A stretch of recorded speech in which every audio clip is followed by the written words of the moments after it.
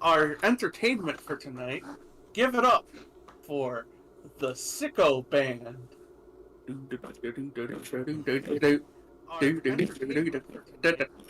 it up.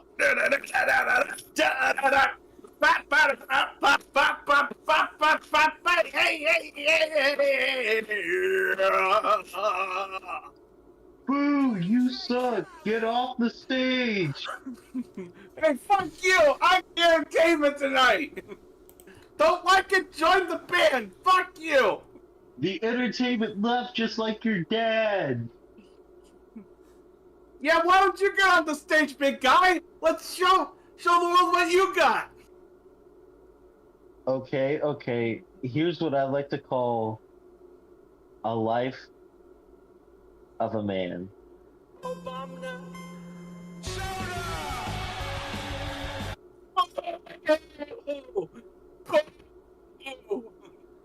Hello, everyone. Welcome to the Untitled Sickos podcast, where we have a car that's made out of meat with wheels, a Canadian who likes football, a man that lives in Nevada that doesn't have a gambling addiction, and a guy who's clinically obsessed with nicotine.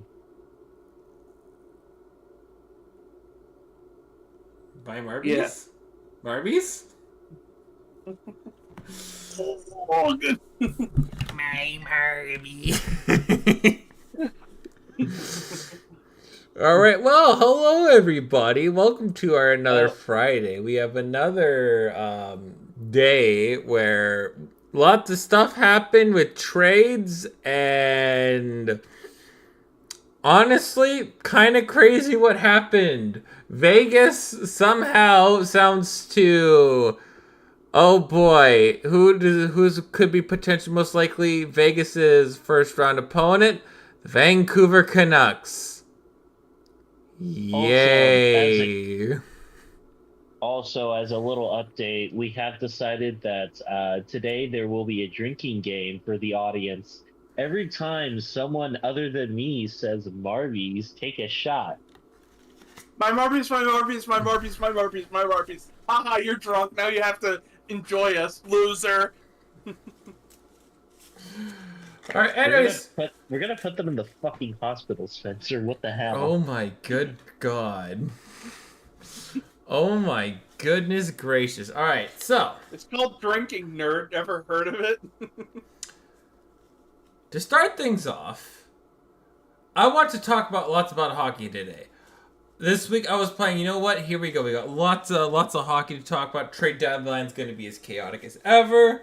We're going to, it's going to be our primary focus, our only focus. Oh boy, was I ever wrong, because the NFL comes through the door and goes, hey, boy. It's my turn. You guys are going to talk about me. You guys thought you were not going to talk about football? You wrong. So, couple big headlines. The biggest headline to start off is quarterback Russell Wilson got released from the Denver Broncos before his new contract even got started. Now, before we talk about into the dead cap, how does George Patton still have his job after all of this? How does he still have a job? The amount of resources that were sacrificed in order to get Russell Wilson in the first place, you give him the contract that is given to him. You trade for Sean Payton, giving more assets to other teams to see if Sean Payton could fix him. In only for it matter for Sean Payton to be like, yeah, I'm not going to fix Russell Wilson. Russell Wilson, you better have like one of your better seasons, because your butt's going to be on the line. We're going to cut you at the end of the season, so we have to avoid paying injury guarantees. Spencer, God damn it, if there's I need to listen to this man more often. I really do. I truly believe we're going to be seeing the second coming of a quote-unquote Mike Ditka 2.0. I sense in my gut I sense in my soul that we could be seeing the Denver Broncos doing something incredibly stupid for this year's draft. I sense it. I sense something in the wind of something so stupid, so reckless that the Broncos could be doing. I'm like 50-50 on it, but I do believe Spencer has a point when he says Sean Payton is Mike Ditka 2.0. If it is the course of it, good Lord, I will be super blown away. But I need to listen to Spencer more often because somehow, right, the Broncos are willing to eat, was it $86 million in dead cap? Yeah. Just this year. Just this year alone. I think his next year is $22 million. I don't know where you go from this. There's one of two paths. One's the Broncos do something incredibly stupid and they risk, like, it's like the whole thing of you have, like, you're putting your house on the line for this winning poker hand, and they're gonna go all in and trade up for a quarterback that will have monstrous high expectations, and they will likely flop because it's Sean Payton's system, and he is a fool, right? He's trading it all for Jaden Daniels. I feel it in my bones. Because No, the Patriots are willing to trade down, and the Broncos are just stupid. I could see the them. Broncos are going to draft J.J. McCarthy, and the entire fan base is going to go into a entire static shock. And after he's good for like 6 or 7 games, once it finally comes for him to matter and play good, he's going to choke, and everyone's going to want Sean Payton's head gone. Well, now hold on. He's gonna sell the farm for Jaden Daniels. I think he's going to sell everything and throw everything in the kitchen sink to get a quarterback. Or the smart move would be Denver's just going to be god awful this upcoming season. Sean Payton's basically telling the owners, he's telling the GM, hey, look, what we have right now is not a formula for a winning football team. We are going to take a giant step back. We are going to sell what we have. We are going to cut what we can. We're going to focus on the young players. And we are going to tank for a full season. We already have $86 million in dead cap. Currently about $24 million over the cap right now. So there's going to be more cuts happening. I believe the Denver Broncos are going to go into full-on sell mode. And they're just going to be the worst team in football to have a chance to get either Quentin Ewers or Shedeur Sanders. That's the other plan, which would be smarter. But I could also see Denver doing something ridiculously stupid and trading everything for the kitchen sink, thus recreating what Mike Ditka did for the Saints. Because at the time, in the 90s, there is no position more valuable than the running back. What's the most valuable position today? The quarterback. Put those two together and bam. Yeah, I do not see Sean Payton having the humility to tank. Mm-hmm. I want to say this regarding the Broncos, what I think they should do.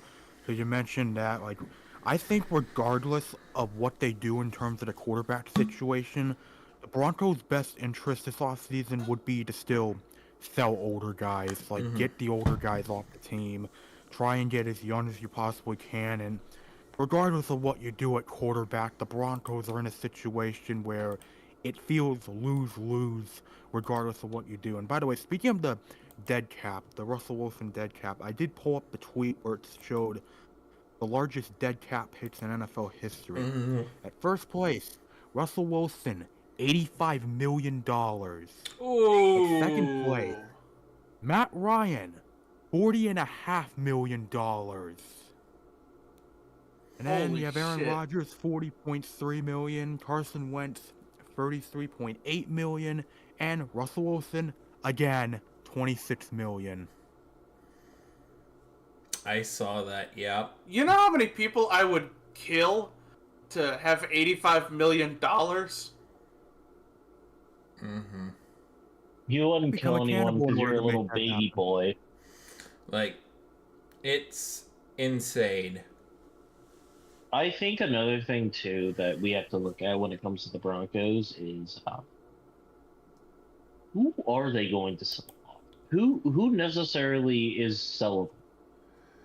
I think two players that come to mind is Jerry Judy and Cortland Sutton. Both of them Jerry are. Judy, you're not getting get a big return. Cortland Sutton, you get a pretty good haul. Cortland Sutton probably goes for like a second round pick and like maybe 1 or 2 day 3 picks. Mm-hmm. I think other than that, can't trade Pat Surtain. He's probably You could get a the first round pick for Patrick Surtain. You That's could get a true, but first round not pick for Surtain.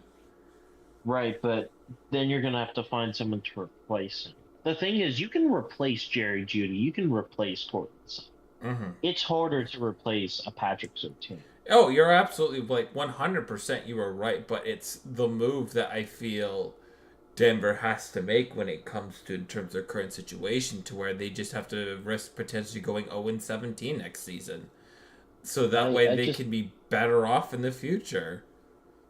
I You know, don't with the agree with Broncos, when that. you look at it, I mean, I'm not exactly sold on that idea particularly, but when it comes to the Broncos, this is a team that's been stuck in, like, ever since, Peyton Manning retired, then Kubiak left and all that. Ever since then, they've been stuck in either mediocrity or just rebuilding hell. They have been stuck in that territory.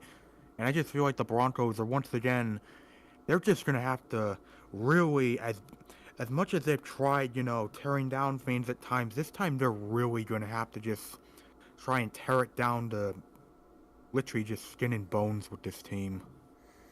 Mm-hmm. 1,000%. Like, it's the Broncos haven't figured it out since Peyton Manning have left. Like 1,000%, I agree. And I they've don't think George Payton is the right guy moving forward. no, he's not. It's how does it like, He's especially like the move that when you do like what they did with Russell Wilson, the GM gets fired and then you cut Russell Wilson. Not you try and salvage whatever you can of your job. That's what I think, I think they're going to make a one hell of a reckless move because Look, these. I will say this in the defense of Patton. This is his second year as an NFL GM. Yeah, but he's made still moves that have set this organization back Actually, this years. will be his third year.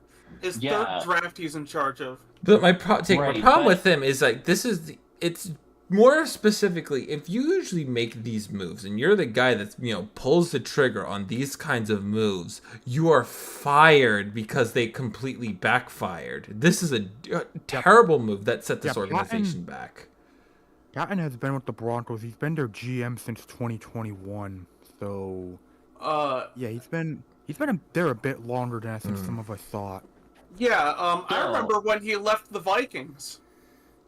Still, it's just this is his like third year actually having a team out there. You don't fire GMs like 2 years in. I know you're absolutely right. It depends, but given the circumstances, depends on how badly you messed up. And I also feel like, remember, the current owners did not hire Patton. They were not the ones who made him the GM. So that's another important thing to consider. That's the good Waltons have very context. clearly shown they are willing to get rid of, even if it costs so much like it did with Russell Wilson, they're willing to move on from past mistakes. Yeah, and it feels like I feel like the first time I really raised my eyebrow at George Payton's moves was selecting. For me, it was selecting Pat Surtain over Justin Fields. That was the one where it was really like. I don't think Justin Fields would have worked out in Denver either. Too many different head coaches. I'll give him a pass on that. Because at the very least, Surtain has been, very good. At least he has been very good.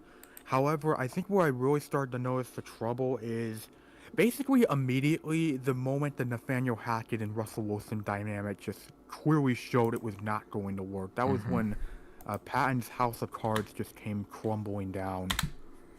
That they've paid assets to get him instead of getting, I don't know, John Harbaugh. Jim. It's Jim. Harbaugh. It was Jim. It's Jim. Sorry, they both start the letter J and have a total difference of letters in their name by one. I'm going to make mistakes. By the And way, also I just love looking at Patton's Wikipedia page, and it says on his Denver Broncos tenure, Patton hired Hackett instead of Kevin O'Connell, Brian Dable, or Mike McDaniel, who all landed NFL head coaching jobs that same offseason and led each of their respective teams to at least one playoff appearance in future seasons. Like, I love how even the person working with the Wikipedia article was not going easy on Patton. Like, it's to salvage the quarterback that you spent assets on.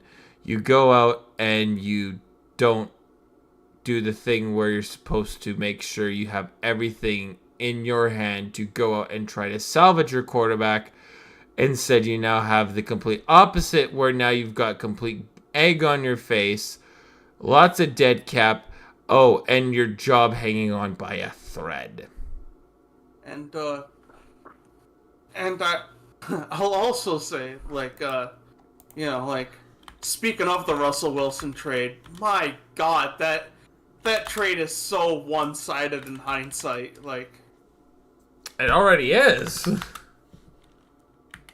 Like, not only did you get all those trade assets where you got people like Devon Witherspoon and all these other people, but you also got Shelby Harris and Noah Fant, and even Drew Lock has been contributing for the Seahawks. Drew Lock has been a contributor. Noah Fant was just meh. Shelby Harris was gone after 1 year, and we got Dermondre Jones, who we actually wanted in the trade, and he's been a big old nothing. He's been nothing in Seattle, right? But it's all about the picks. It is Charles Cross has been very good. Dalvin Witherspoon has been a hit. They've added Drake. They've added a great linebacker. They've added a running back. Like, they've added stuff that has really helped them for themselves now to where they just need a quarterback and they're ready to go. Meanwhile, Denver is set back years because of this move, and I feel like the GM's just going to double down and make just a stupid move at the draft, and we're going to see it coming. I feel like his neck is on the line. There's so much pressure for them to just get it, to put it together. That if they don't put it together, Patton's gone. I think Sean Payton is gone. It's not looking good right now for Denver, and I think it continues to not look good for Denver. Yeah, if you're in Patton's shoes, if you're in his shoes right now, it's like, you know damn well if you just admit defeat and just blow everything up and just admit to tanking for the upcoming season, you are 100% getting fired regardless of what happens with Sean Payton. Like, you're 100% getting fired because they're going to see you as, okay, you created all this mess. Thank you for at least tearing it all down, but yeah, you are not rebuilding this. You are going to the wayside. Mm-hmm.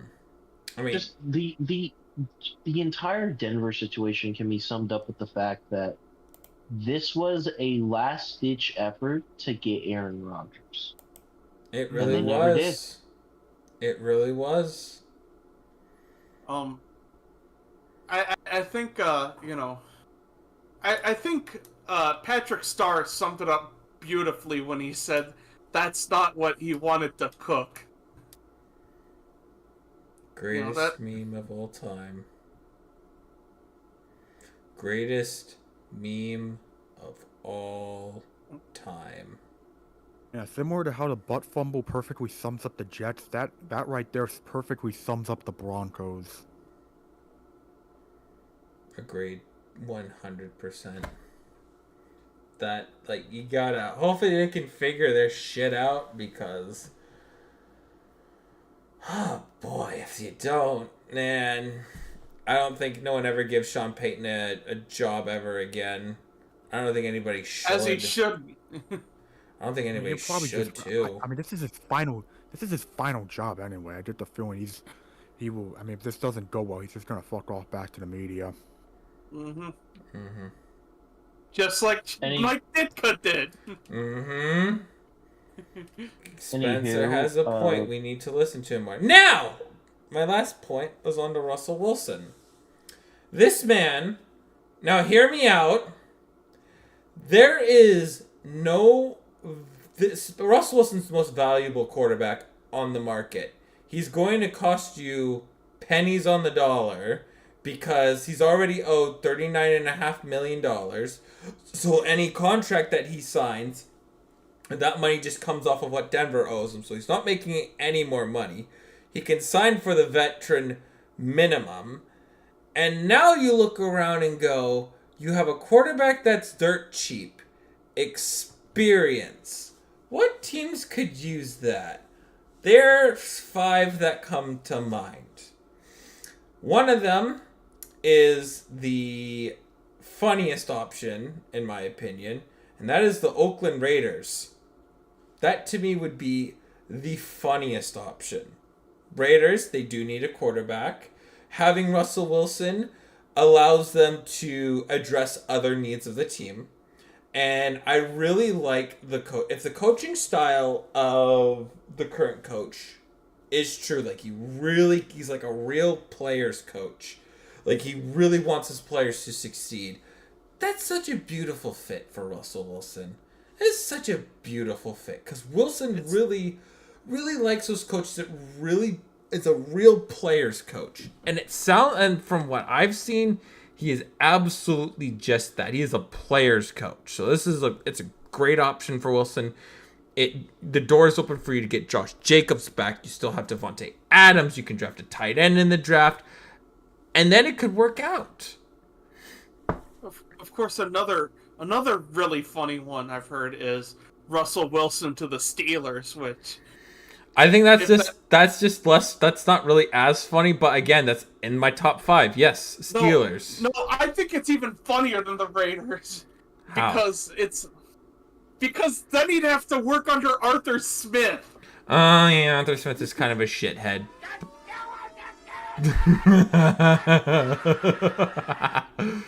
But like, yeah, Steelers. Yeah, Steelers are on my list. I mean, Steelers. You can keep your defensive stalwarts. You have young offensive players. You have the run support that Russell Wilson just really likes to have on his team. He really likes to have that run support, which is really good. Run support is very good to have, especially in the NFL. And Wilson really needs to rely on his run, the run game a lot in order to be successful. And if you give him that, he's going to be very successful at that. Another option I have is potentially Tampa Bay. Again, pennies on the dollar. Loyalty says Baker Mayfield, but complete pennies.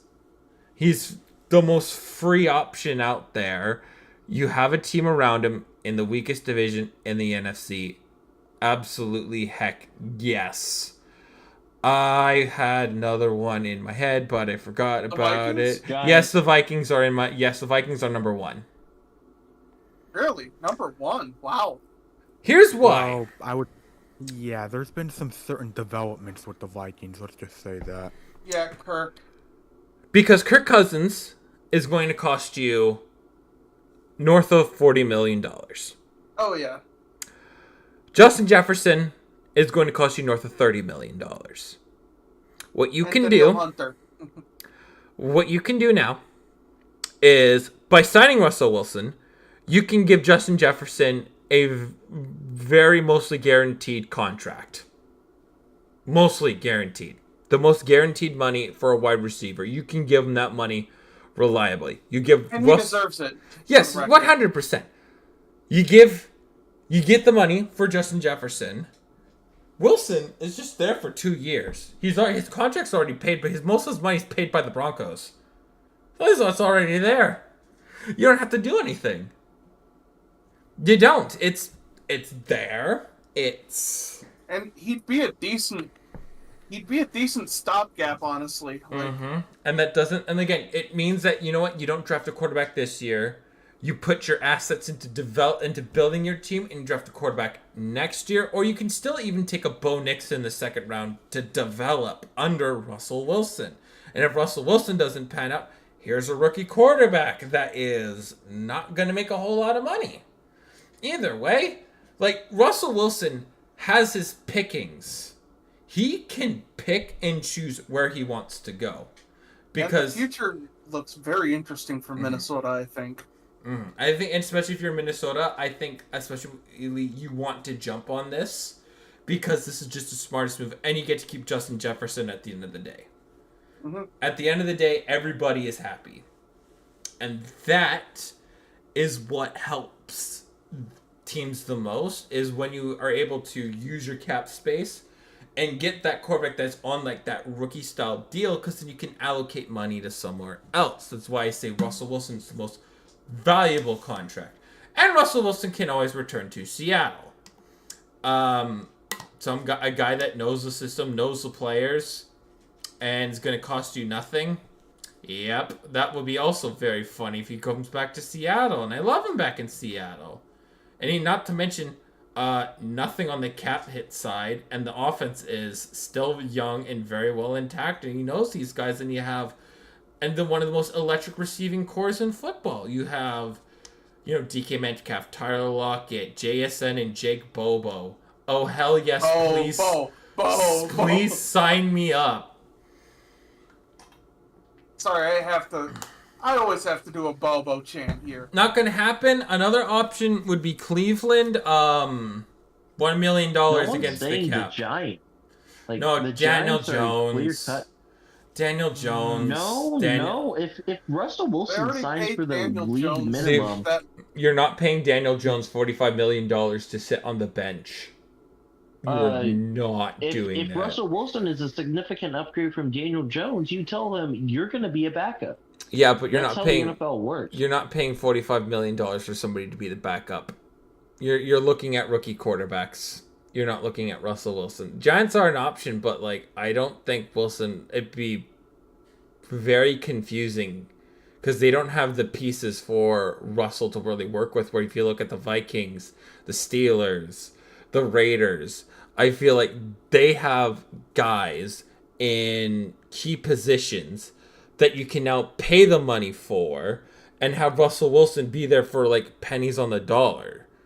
That's just the, and again, and also Minnesota has precedence for having an older guy as their quarterback and having a renaissance. Guys like Warren Randall Moon, Cunningham. Randall Cunningham, Warren Moon, Brad Johnson, Gus Frerotte, even Jeff George's '99 season. I think it's something that I think looks really good if they decided to do it. And if they decide to go down the path, I think it's incredibly smart. Yeah, with Russ, I feel like what's going to come down to is I feel like the most likely option for where Russ goes to where he feels like he could get playing time is a team that needs an upgrade at quarterback, but also they can't really draft a quarterback in the first round, and they're not really sold on their current guy. Because you look at the Steelers, they're not sold on Kenny Pickett. I mean, they're going to keep him obviously for another year. They're not going to completely write him off, but it's very clear that they are not fully sold on him by the fact that they are heavily considering bringing Russell Wilson in. I mean, Russell Wilson's already visited the Steelers today, so that was already a sign of things to come. And same thing with the Raiders. I mean, Aiden O'Connell's not, he'll be a good backup, but he's very clearly not going to be a starting caliber quarterback. So why not take a chance with a guy like Russell Wilson? And as for the Vikings, the Vikings is still a wait and see in terms of what happens. But yeah, if the Kirk Cousins to Atlanta rumors become a lot more likely, then Yeah, this could get very interesting in terms of what Russ ends up doing. Actually, thanks, Nick. You actually reminded me what my team that I forgot was. It was the Atlanta Falcons. It was the Yeah, the Falcons. Falcons. Young, like Drake London, like one of the most dynamic running back cores you could ever have. You have a tight end that you're trying to justify because you took him way too high, and Russ Wilson could be the guy. He likes his tight ends, kinda. Not Likes as his much tight as ends. Joe Flacco. Flacco. Joe Flacco to the Falcons. Joe Flacco. That would be cool. That would be cool. God. But I think for me, That's the quarterback, the once Russell Wilson decides where he wants to go, everything else is just gonna fall into place. Most teams, we're not gonna see Kirk Cousins get signed. Everybody, like the top quarterbacks, get signed. Whatever, they're waiting to see where Wilson decides, and once he decides and everything, it's like a domino effect. It's gonna just fall into place. So I yeah, swear to God, if we end up with Aaron Rodgers, I'm going to be pissed. someone's gonna have to watch 100 hours of VTubers too. I'm gonna enjoy that. Spencer just did like. No, that's peanuts. That's Peen. I mean, I'm seeing more and more guys saying, yeah, Michael Penix to the Seahawks. I'm seeing more and more of that on my timeline from industry and sports media, and I'm like, yes, please. We are all And I will say, Bo Nix and Michael Penix both had good combine. Yeah. They both did well. I'd be a lot happier with Bo Nix than Michael Penis, but you know. I like the athleticism that Penix has, and we have the wide receivers for Penix to work around. It's the key thing is, can our new coach develop him into a quarterback? It's going to be all on Mike McDonald to develop Michael Penix. Can you do it? Yes or no? That's all I care about what Mike McDonald does is, can you develop me a quarterback? And if you can't, piss off. Well, I really like the way Bo Nix slings gun, and I think that with how pass happy Kevin O'Connell is, that's going to be really something worth looking at. Mm-hmm. I felt that Bo Nix, he would work very well in a system like Kevin O'Connell or Sean McVay. That would be a perfect system for him. Mm-hmm. I mean, good lord, this quarterback class is just... It's so good! Like, Also, Josh McCown is a quarterback coach now. Side note, I thought Jordan Travis still had eligibility. Why am I seeing him in his name pop up in mock drafts? I thought he was gonna go back to Florida and play another year. No, he's. I think his. I don't know if his eligibility's up or not, but I think he declared. Oh, damn.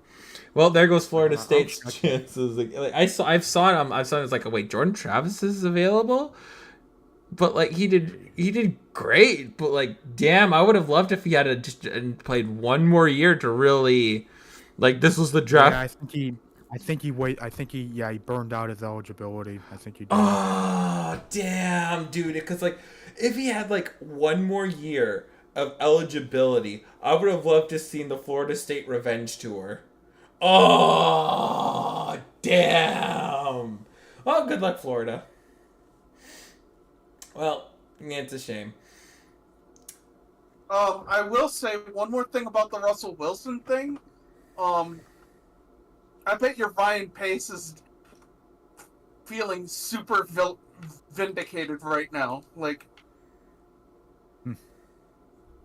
Oh yeah, because the near trade, the Bears. Oh god, that trade, that would have been. That would have been Look, the most... I know that yes, he won a Super Bowl. I know he's won 2 Super Bowls as the OC, but goddamn, I would not want to have seen Wilson with Maggie. oh god! We are thanking... I bet you're thanking your stars every day that you just didn't... I'm fine with what we got for the return. It was... Yeah. Thank God. Anyways, Tegan, I think Tegan had a topic that he wanted to talk about. Yeah, breaking news. We have a trade. We actually have a trade right now. Here to detail it is Tegan. Yeah, in terms of me actually being here and being uneducated about the hockey ring, I have traded 2 hours of my time for a spot on the welcome mat. So this welcome mat ain't quite over yet, and I actually have two topics to talk about. First one, the first one isn't Bears related, so I wanted to get that out of the way. Um, Josh Allen, brother is in hell right now. The Bills fire sale happened, I believe it was 2 days ago. And all I'm going to have to say is, if you're cutting up to 10 starters on both sides of the ball, I don't care how many draft picks you have to quote unquote replace them. I'd start getting worried about your Super Bowl window closing shuts. And you may say, oh, but you have Josh Allen. That doesn't work when you're in a league with Patrick Mahomes. Patrick Mahomes is the only person in the league that has that. And it might not even be that off to say that, pending if the Patriots quarterback that they do have is good, Buffalo has a legit chance this year from becoming the first team in their division to the worst team in their division. Could be. Because Aaron Rodgers is coming back. If Miami can figure their stuff out, they'll be back on the top of the game. And we don't know how the Patriots are going to do. Last year they were injured to all hell, and they'll have a more healthier team. But ultimately, Buffalo is going back into mediocrity. And that's just sad. Yeah, on the Paramount Mountain, it's not looking good. Yeah. Remember what I said after they lost to the Chiefs again? This team's gonna need a retool. Yeah, was not expecting that retool to happen like this because you released many players on your defense and you got absolutely nothing in return. One of the things that Buffalo should be happy, at least somewhat satisfied about, is that the cap went up by the amount that it did. But as for, I feel like they cut a lot of injury, like Tre'Davious White, often injured. Jordan Poyer, often injured. They're going to be relying on a lot of young players to step up and fill in for these roles. It's up to Sean McDermott and the current coaches to really focus on player development. They have to focus on it. If not, I don't think the Bills are going to be the worst, because as long as they have Josh Allen, they'll still be competitive. Oh yeah, still. Yeah, they'll still be competitive. But it's going to be hard to see where they're going to be, because I still think they've got a good enough defensive line. They cut a lot of injury-prone guys on the secondary, and they got to retool a little bit. They cut guys that I've seen often on IR, and their O-line hasn't been the best because it hasn't allowed a genuine running game to develop. They haven't had one of those. So they've seen where the running game when you have Josh Allen, though. That's the question. But you need to support someone like Josh Allen with a great running game. And if you go with an O-line that is constantly collapsing and not giving Josh Allen the time in the pocket to throw the ball, you have, what you see, where it's Josh Allen bailing a bunch of buffoons. Except now you have to cut those buffoons and retool and kind of start over again. Even if this year is a step back for the Bills, it could be a step back for the greater good. I do feel like a Buffalo. You can definitely tell that the Bills, especially in terms of the fact that the salary cap is definitely beating them this offseason, they are seriously regretting that Von Miller contract. Oh God! 1,000%. I thought they could cut that and be out of that because only the first 2 years were guaranteed, and it's been 2 years. But apparently, there's still some dead cap that's left. I gotta see this. Von Miller.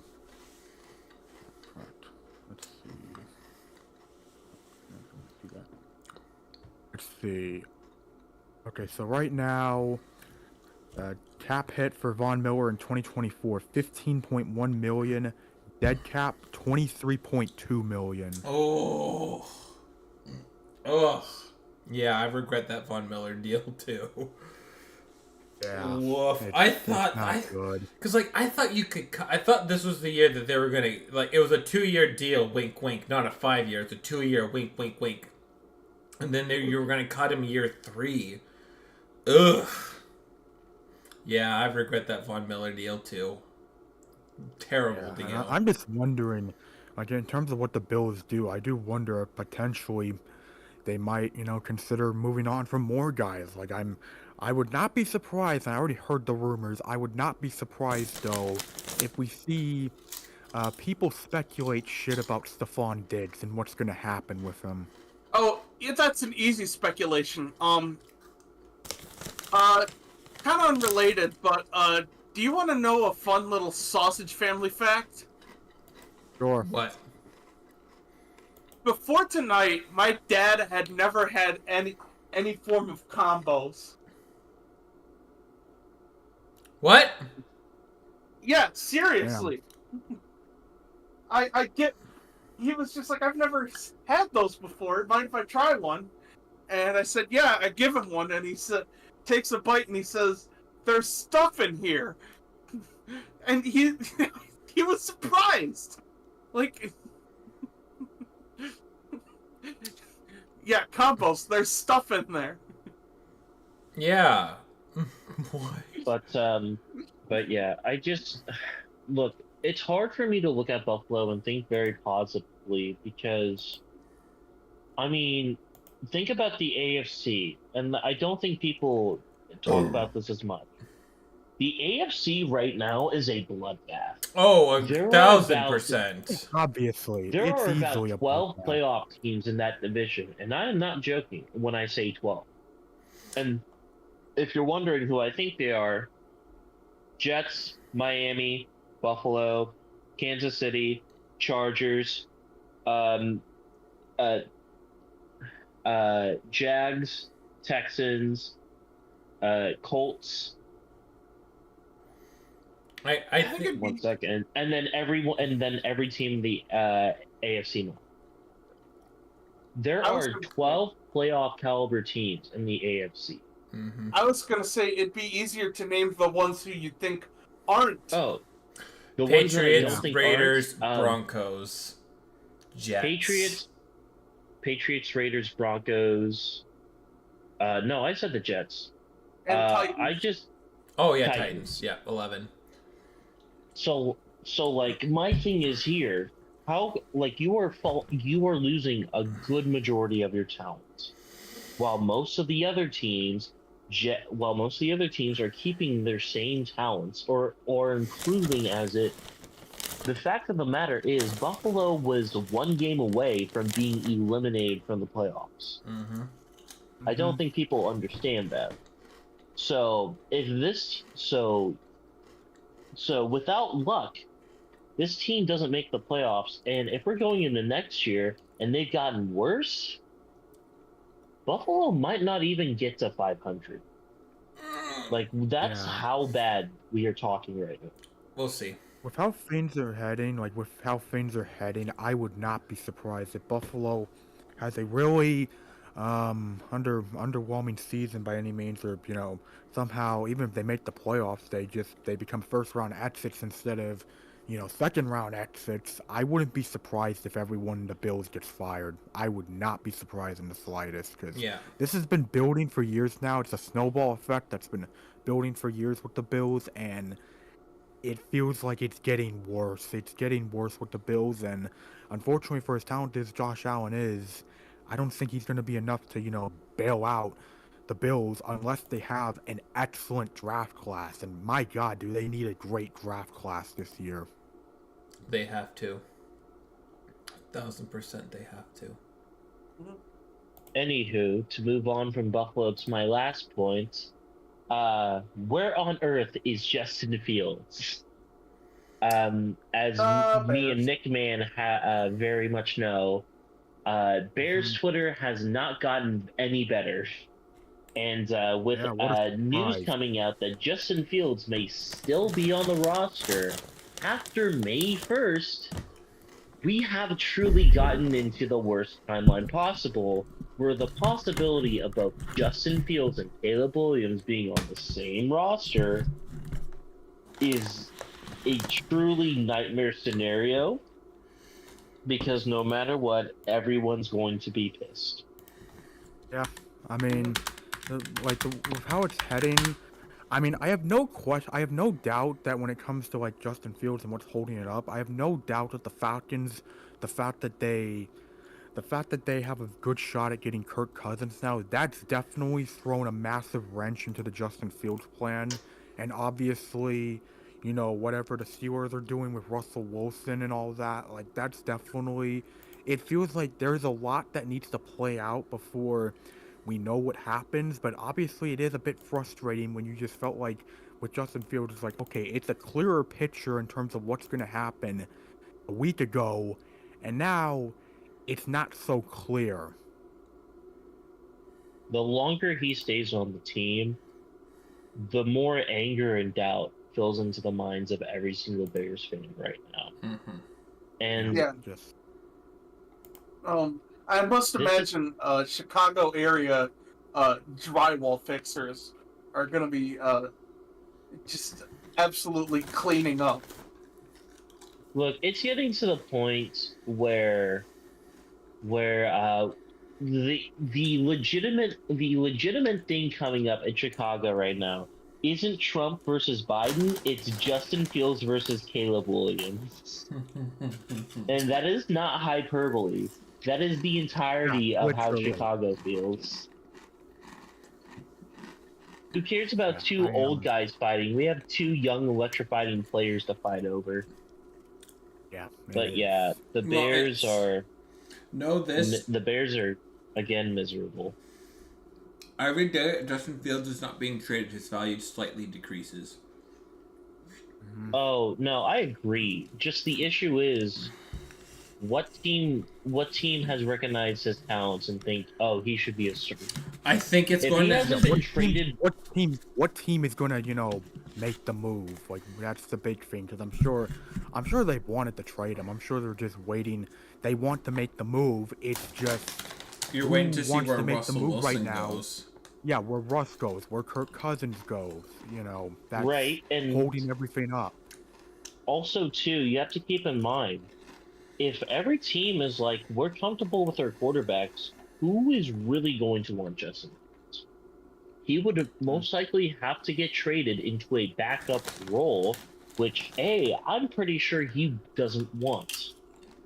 So, ultimately, at the end of the day, something's got to give. Either Ryan Poles is going to have to bite the bullet and trade him for a lesser value that he knows he can get hired for, or B, you have to stick with Justin until next year. And you're not doing that. You are not doing that. Not when you have the first overall on the line. Yeah, then you have the Fields-Williams duo, which would definitely be, how do I say it? What's the proper word for this? Chaotic? Nuclear warhead versus coughing baby. Yeah, nuclear. Yeah, basically that. It's the thing is, the possibility of Caleb Williams and Justin Fields being on the same roster isn't 0%. That's the thing that's gonna happen. And every Bears fan knows it. Yeah, and I can guarantee you if that happens, I'm just gonna say it right now, I can guarantee you if Caleb Williams and Justin Fields are on the same roster for next season, the NFL is going to force Hard Knocks to be with the Chicago Bears. They're going to force that shit to happen. Yeah. Plus, too, to bring this up, the Bears might keep Justin Fields going in the next year, and then we have another year where every single quarterback just gets hurt, and suddenly the price for a good backup comes up. And Justin Fields would be a, quote, good backup. So, then his price goes up. Let me assure you, though, if Justin Fields ends up on the Vikings, a good majority of this podcast will be pissed off. Yeah, Oh my Luke God. would be, because he doesn't have to make you watch VTubers anymore. Me and Nick and Ozza would be. You would be. The only person that wouldn't would be Aiden. But then again, he'd probably be upset because the Niners lost to. I mean, the Niners beat the fucking Browns by 40 instead of 45. No, he'd be upset because someone on Twitter said Brock Purdy could have had a better game. You He's know, gonna be upset because someone on Twitter is gonna say some Niners fan on Twitter is gonna say Justin Fields should have been our quarterback in 2021. Oh boy, he's enjoying his wedding and not coming out to seeing me, or we can't get it.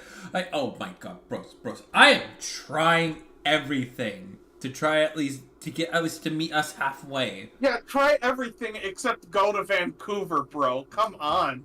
I can't go to Vancouver. I work. Whereas, like, if I went in the morning and we met like halfway, we could do breakfast, and he could go back to Vancouver. I could go back to Chilliwack. There are buses that get in that region. But no, I don't think it's gonna happen this year. Even if I drove, I don't think it was gonna happen this year. I think I'd be barging in on a buddy on his friend's wedding, and I don't think that's gonna happen. It's not gonna happen this year. Oh well, I tried. At least I tried. Still. But, yeah, that sounds like a nightmare solution for the Bears. And it is, you gotta wait and see where Wilson goes first. And then see what offers you get. Because I think the next valuable contract is Justin Fields. The cap hit's not too much, and I don't think it's going to cost them a whole lot to get Fields. Yeah. I think it's Wilson first, then Fields, and then Kirk. Mm-hmm. So it's just a wait and see, and it's just the least fun part. You want the answer to be there, but the answer is fuck you.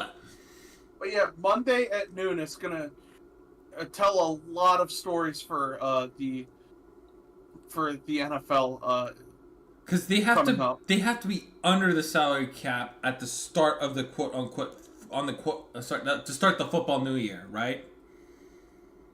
Everybody has to be under the cap, and then then you can go over it during the free agency period, and then you have to be under the cap to start the NFL season. That's to my knowledge. Right? Or am I wrong? Yeah. Gamers, I actually have a little quick update, a little combine update for you guys. Cat Williams has ran the 40-yard dash in under 5 seconds. He ran a 4.97. So to all those combine to all the people that went to the combine listening out there, if you ran 5 minutes, you are slower than Cat Williams. That should be enough motivation to start hitting the 40s again. Lots of fast people. All right, now on to the main presentation. The NHL trade deadline. Bruh. Saving our trade formula from last year, I see. I found our tier list that we did last year on Tier Maker, and I didn't know they saved it. So, yeah, we have all the grades are here too. So we're gonna go with teams in alphabetical order. I'm going to include what they did since the start of the hockey season, because that's how I think we should judge them. And here we go. First, the Ducks, January 8th, they got Cutter Guter from the Flyers for Jamie Drysdale and a second-round pick. I believe he was a first-round pick in, I think, 2021 by the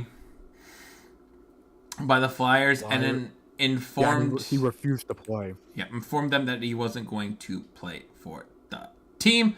So therefore, he got sent to the Ducks, which is, a good deal when you get a first-round pick. It costs you a regular player, but, it's not really going to matter when you have, I think, a prospect with the high-end potential who wants to be there, which really helps you. They do have to sign him to an entry-level contract by, I think, August 15th. So that was the first trade that they did in the season. Then they sent Ilya Lyubushkin. They retained 50% of the contract.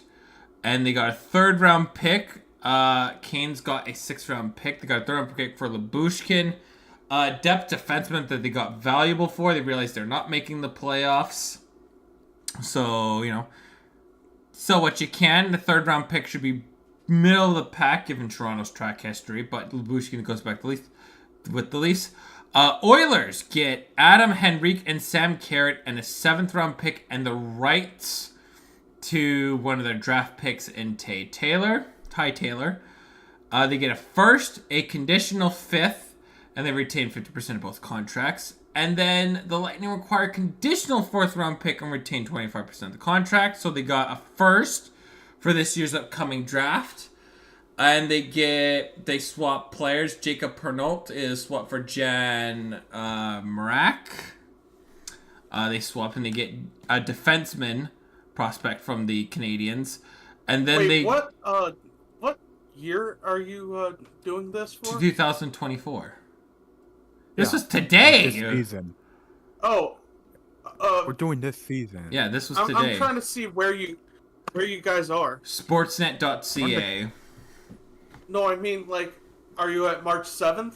Yeah, I'm doing from the full calendar year of hockey. So it would be, let's call it September 1st. September 1st to now. That's how I want to judge their team's their trades. Okay. And then they get Ben Myers and they pay a fifth-round pick to Colorado. So sellers at the deadline, they get a first, a third, and a fifth. They send away a fifth-round pick. And all they have to do is send a fifth round and a second-round pick, but that's for 2025. You get a young, high-end player. You get picks. They still need to do kind of a deep rebuild. They have a young, talented group. But they need to do a lot more to contend with the big guys. I give them an A-. Yeah, I give them a B+ to an A-. I feel like if there's one thing I do wish the Ducks had done, it was I do wish they would have managed to have been able to trade Frank for Toronto. I think that's the only missed opportunity for them at this deadline. But other than that, I think the Ducks, they got good value for what they traded. Absolutely. I like what the Ducks did. They get 2 firsts this year. Even though they may have sent away a second-round pick, you still have a high-end prospect that is going to be on your team now. As long as you get the deal done, everything should be golden. Yeah, I like what the Ducks have done. We'll look at what they did in the offseason. They traded Lyubushkin for a 5th-round pick in August 18th.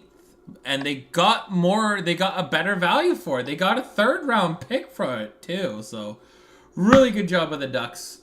Spencer, what do you give them? Yeah, I give them about the same grade, It finally feels like, for the first time in years, the Anaheim Ducks are actually moving in the right position. This is very much not the same team that had to deal with the Randy Carlyle era of, that era of bullshit. Still can't believe we wanted to get, Randy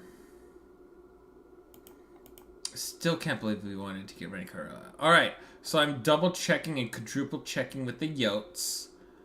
Damn, you're not gonna ask me? Tegan, what do you give him? What grade do you give him? Where does Tegan give the Ducks? Within my 3-minute observation of it all, I think I'll be nice and generous and give the Ducks a solid B+. All right. Okay. So, the Coyotes didn't do a whole lot of selling. They sold Troy Stetcher to the Oilers for a 7th-round pick for a 4th, Jason Zucker for a 6th, and Matt Dumba, they sent a 7th-round pick, and they got a 5th-round pick from Tampa Bay. Arizona, I don't know what they had to even sell to begin with. 13. They have a great prospect pool that they're going to be tapping into more very soon.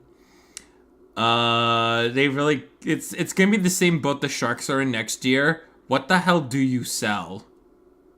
Like, you really can't sell much, and that 4th-round pick is in 2027. Yeah, I'm not exactly. I'm not like I get that the Yotes didn't have much to sell given how young a lot of their team is, but honestly, I'm still not really impressed by what they did. They feel like in the C range. I want to see who they, in my mind, what I would have sold. Because, I mean, they have a lot of LTIR space. You're not selling. I would have. Clayton Keller would have been a hard sell. Nick Schmaltz, Yeah. I would have sold. He's 28. Kerfy.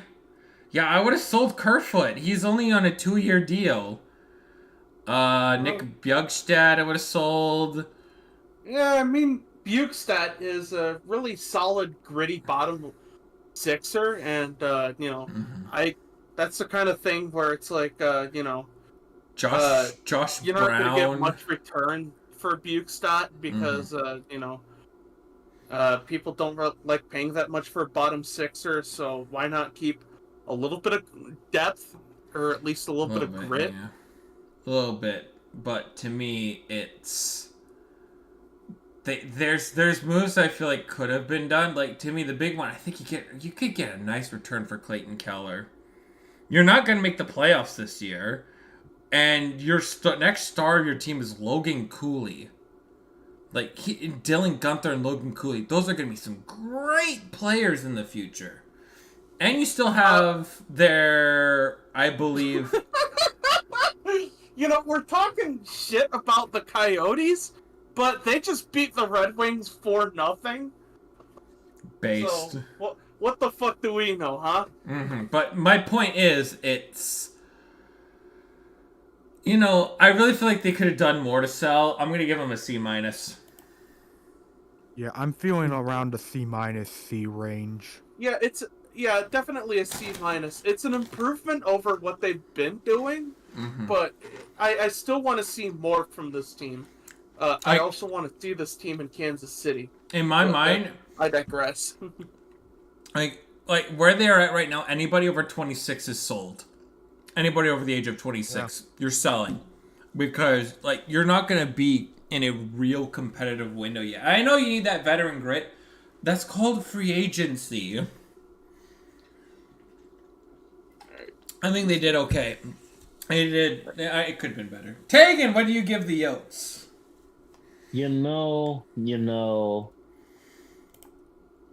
If this was a participation trophy, I would give them an A for effort. But as far as I know, they can see themselves out the door because they are a C. A C. All right. I put them in C-. Can I just say something real quick? Go for it. What? I find it funny that two of the moves the Coyotes did today involved former members of the Minnesota Wild. That is true. All right. Next, we got the Bruins. Boston. We got two Boston. moves. They sent Pat Maroon to No. allow me to say this one as a Wild fan.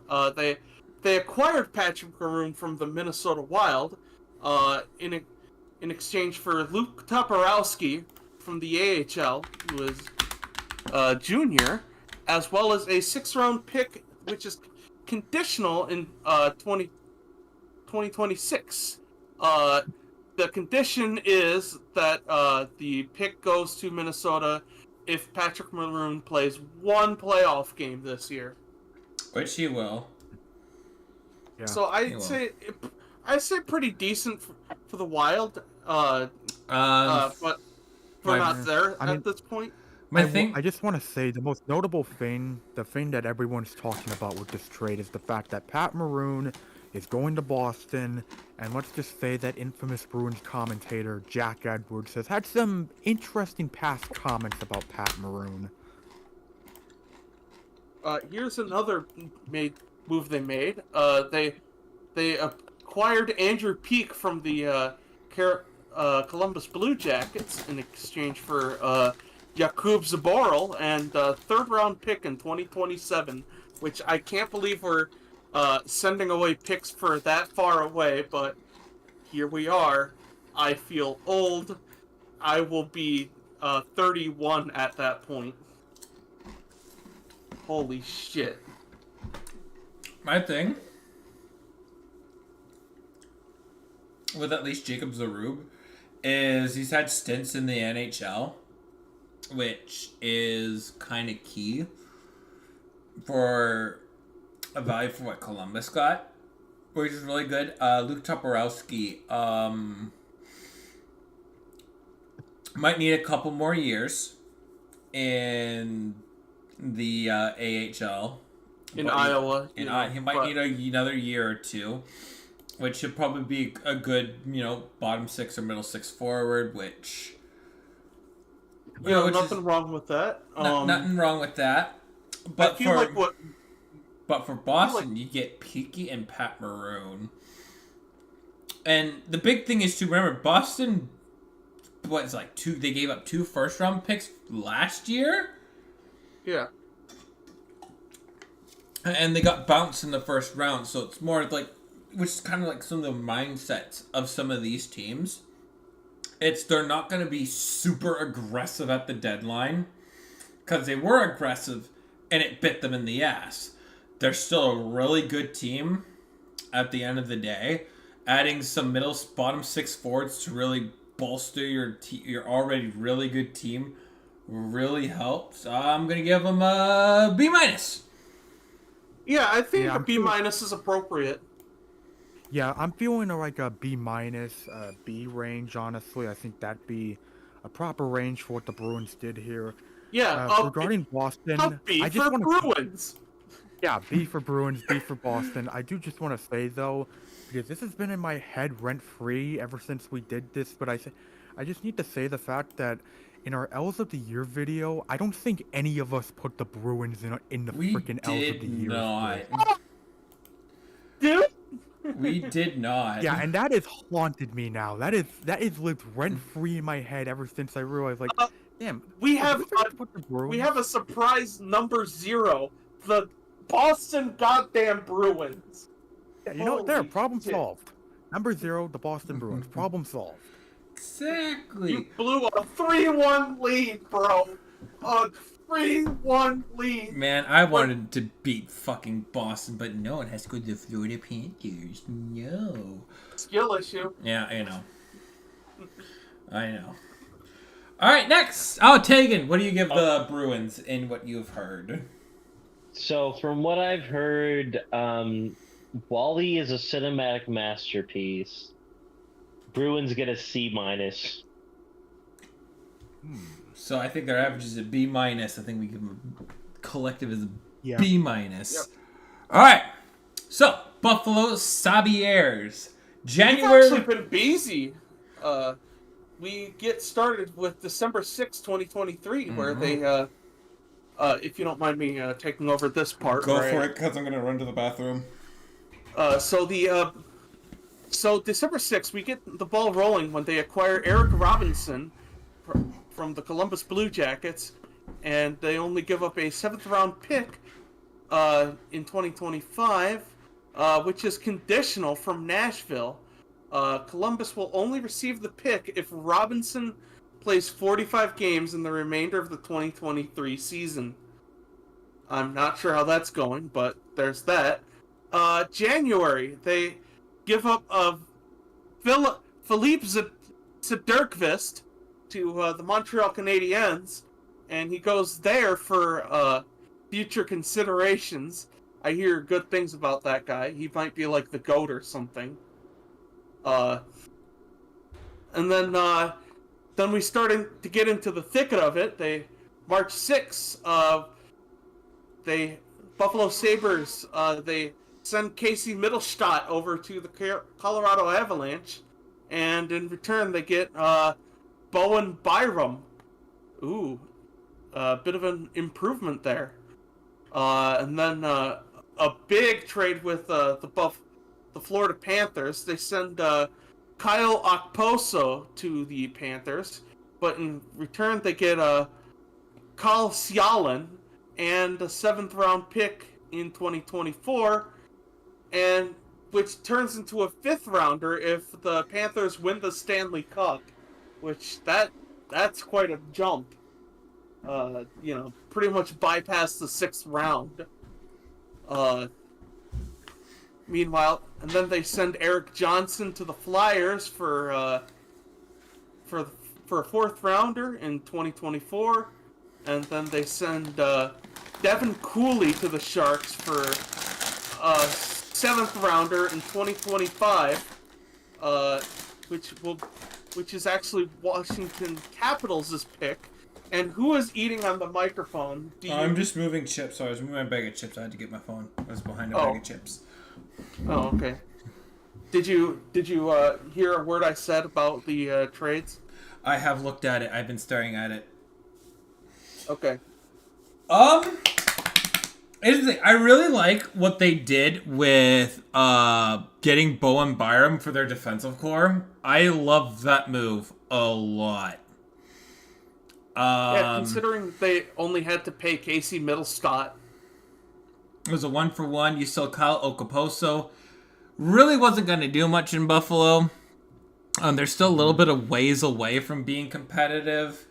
It's more of like you sold conservatively, so you still have like a core there, but you really add a really good defensive player to a team with really good defensive prospects and just young defensive players to begin with. So you really... It's not bad. I give them like a C+. Yeah, it's around like a C+, B-. Like, the thing with Buffalo, like, this season, like, even though there's still obviously a lot of promise with Buffalo, but there has been a part of me that felt kind of disappointed in them with this season, because it's clear that, okay, they're still not there just yet. They're definitely still not there just yet, so they did make some good moves. I mean, the Mittelstadt trade and getting Bowen Byram, obviously that's probably the most notable trade that they made, because, doing a 1v1 swap with the Avalanche, I mean, it feels like a fitting trade for both sides here, and I think it's a good deal for both teams. But yeah, Buffalo, I'm feeling around B-. I think they for the most part they did as much as they could here. I see C+. Spencer, what do you say? I'm also giving him a C+. C. It really just kind of feels like Buffalo is once again spinning the tires on the franchise like they've been since 2001. Tegan, what is your grade? I've actually done some research on this one a while back, just because I got into a little bit of a Columbus Blue Jacket phase, and I get that it might not seem the greatest, but I actually think they did a pretty good job at the deadline. I give them a B-. Still some room to improve. I think you guys are a little bit negative, but I think you guys did I think you guys did a good job. I think they did a good job. Okay, Nick, heads or tails? Tails. It's heads. C+. All right, I think next up is the Flames, and boy, do I have a lot to talk about here. Holy shit. Yeah, I will there's a take over shit this ton. one because Canucks. All All right, so November 30th, 2023, they sent the Canucks Nikita Zadorov. They get a 2024 fifth round pick and a 2016 third round pick. On January 31st, they sent to the Canucks Elias Lindholm. They get Kuzmenko, Hunter Bushnevitsis, Johnny Geramo, a 2024 first round pick, and a conditional 2024 fourth round pick. On... An AHL guy. Yeah, an AHL guy, a prospect in Kuzmenko. I will miss Kuzi, but hopefully Kuzi can really restart his career in Calgary. Yeah, Andre Kuzmenko, Yoni Yermo, and Hunter Brzustewicz. All right, and on the 28th of February, they send Chris Tanev and Cole Brady. It's a really confusing trade. They get Artem Gershnikov, a second round pick, a conditional third that becomes a second if the Stars make the Cup Finals or something around that. And then Devils get a fourth. The big one, they send Noah Hannafin to the Vegas Golden Knights. They get Daniil Miromanov, a conditional first round pick, a conditional third round pick. Flyers also get a fifth round pick just for retaining some salary. Riley, they swap some prospects around. Riley Delalami, and they send Emilio Patterson to the Stars, and they get Nikita Ochnituk, and they send a fifth round pick to the Sharks. A major complete teardown. I really like what the Flames did. I agree. Yeah, also, if I may add something, the fifth they sent to the Sharks for Okochuk, they actually got that from the Nikita Zadorov trade. Yeah. So, in terms of Vancouver as a prospect, they get some prospects, some maybe guys, and Kuzi, who really didn't work out in Vancouver. He had a great first year in Vancouver. It's just so good, and he took a giant step back, was struggling to find minutes. Hopefully, there is, more. Kuzmenko can do very well, of course, for next year, so that way he can be traded to contender. Because I think as much as the Flames don't want to contend, don't want to tank, they're in a weird spot. But, selling high-end players getting a massive return, I'm going to give them an A. They're in a weird spot, but I do commend them for they made the right move when it came to making the tough decisions at this deadline. And those tough decisions were, selling and getting, trying to get as much return as you could. I mean, it's obviously you don't want to tank, but at the same time, you could still sell some guys here and there and, get something in return. And Calgary did just that, because they've been a franchise that's usually had a lot of trouble, when it comes to this kind of stuff. But I feel like this deadline, they did a pretty good job. So I'm feeling an A- to an A for the Flames this deadline. Yeah, I'm feeling an A as well. It's refreshing to see the Calgary Flames finally embrace a much-needed rebuild instead of just playing in desperation mode like they've been in the past few years. There was a really good video done by a YouTuber he mostly covers. He does a lot of what happened to them, what's analytics and behind that. And one of the videos that really is important for, I think, all to watch, it would be it was that Canadian teams don't like to tank. They don't. Canadian teams straight up will not tank no matter what. They won't tank, period. So, kind of with that in mind, it's hard for teams in the Canadian market to truly, fully embrace a rebuild. Canadians are currently doing that, but how long will that happen before we got to be a competitive team? But it's hard for teams in the Canadian market to really embrace that rebuild because they all want to be very competitive. No team in Canada likes to rebuild. Period. Owners hate it because it devalues their product and no one shows up to their games. In a market that's already, as passionate as the market is in Canada, they do want to sell out games. Yeah, but it feels like this is a refreshing change of pace from them just desperately clawing at the at mediocrity. Oh yeah, it's a great move. Don't get me wrong. I love the move that they did. Love it. Yeah. They still have a lot more to sell, but it's a start.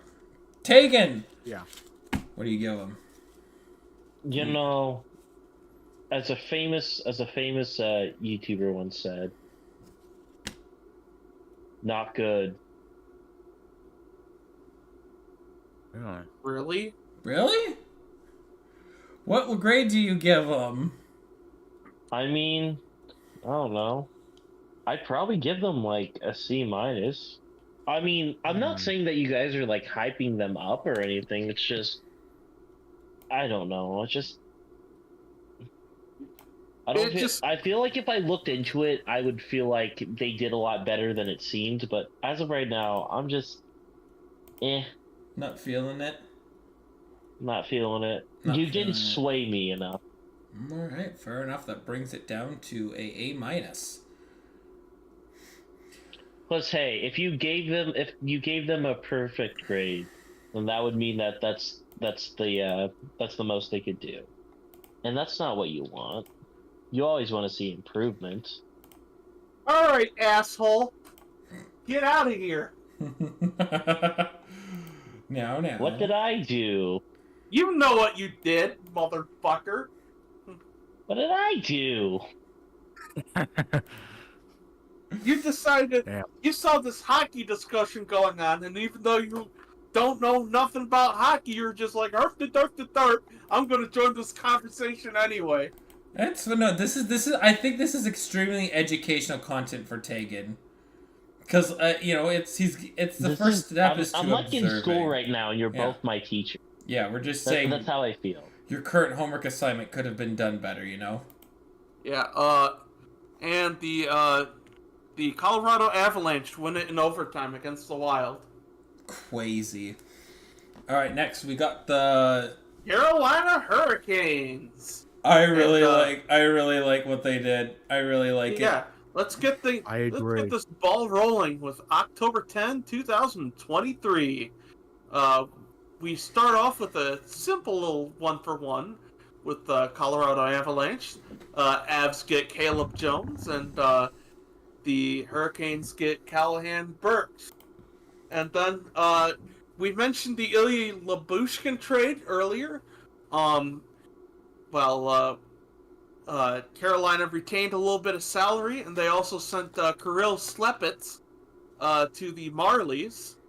And for their troubles, they got a 6th-round pick from Toronto. And then they got another 6th-round pick from Toronto for Cade Weber in March 7th. And they had a huge trade with the Pittsburgh Penguins.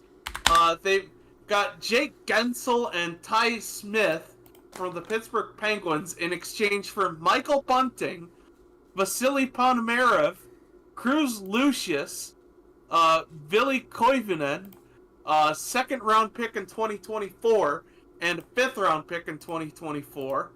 The pick will be upgraded to a 1st if Carolina makes it to the Stanley Cup Final, and Pittsburgh only receives the 5th-round pick if the Hurricanes win the Stanley Cup. But wait, that's not all.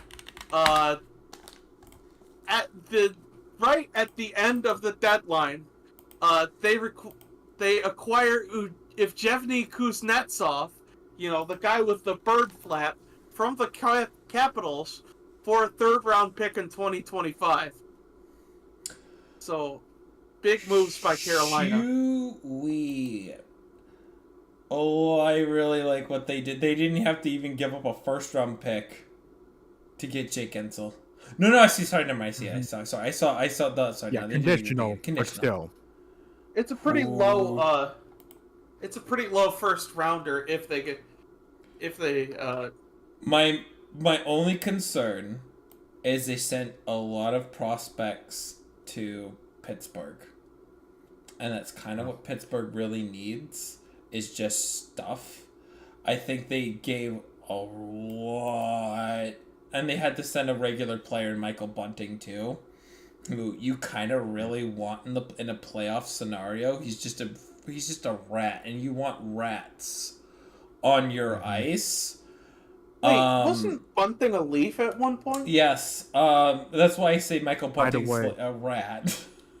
Yeah. By the way, speaking of that, don't ask Steve Dangle what he wrote to Michael Bunning's family in one of the books. Don't write the note. Don't ask him about the note that he put on there, because he put something on there something like about Rod Brindamore, and yeah, that's not aged well because now Bunting's not a part of the Hurricanes now. I just found that tweet to be hilarious. That's funny. I mean, it's all in good fun. Yeah, obviously. So do you think this will get people to come to their games? They already sell out. They've been sold out since since like 2020. They've been very competitive for a long time, and people show up in Carolina. They give a rat's ass when your team is competitive. So yeah, keep coming to our games. Mm-hmm. But in terms of the deadline, I just think they too many prospects for my liking. B-. I'm gonna be honest. I think I'm gonna be higher on this one because honestly, I know they did give up a bit too many prospects to the Pens, but honestly, getting guys like Gunsel and Kuznetsov, these are the kind of moves I feel like the Hurricanes have been needing to make. Because I've always felt like the Hurricanes have been a team over the years that have they feel one piece away from truly, becoming just making. They're one true piece away from making the Stanley Cup Finals and even possibly winning it. And even though Gensel is injured, he should be back soon, hopefully. I still think at the same time, taking that chance with a guy like Gensel is absolutely critical for the Hurricanes, who really I feel like are a team that, while they're coached well, they are talented, I feel like they do need a bit more in terms of the talent side, and Gensel will absolutely bring that, and it's especially more needed, especially when you see what probably their biggest competitor in the Panthers did this deadline, which we will get to in a bit. But honestly, yeah, I mean, I like what the Hurricanes did here in terms of doing an all-in push here, and honestly for that, I'm feeling an A for them.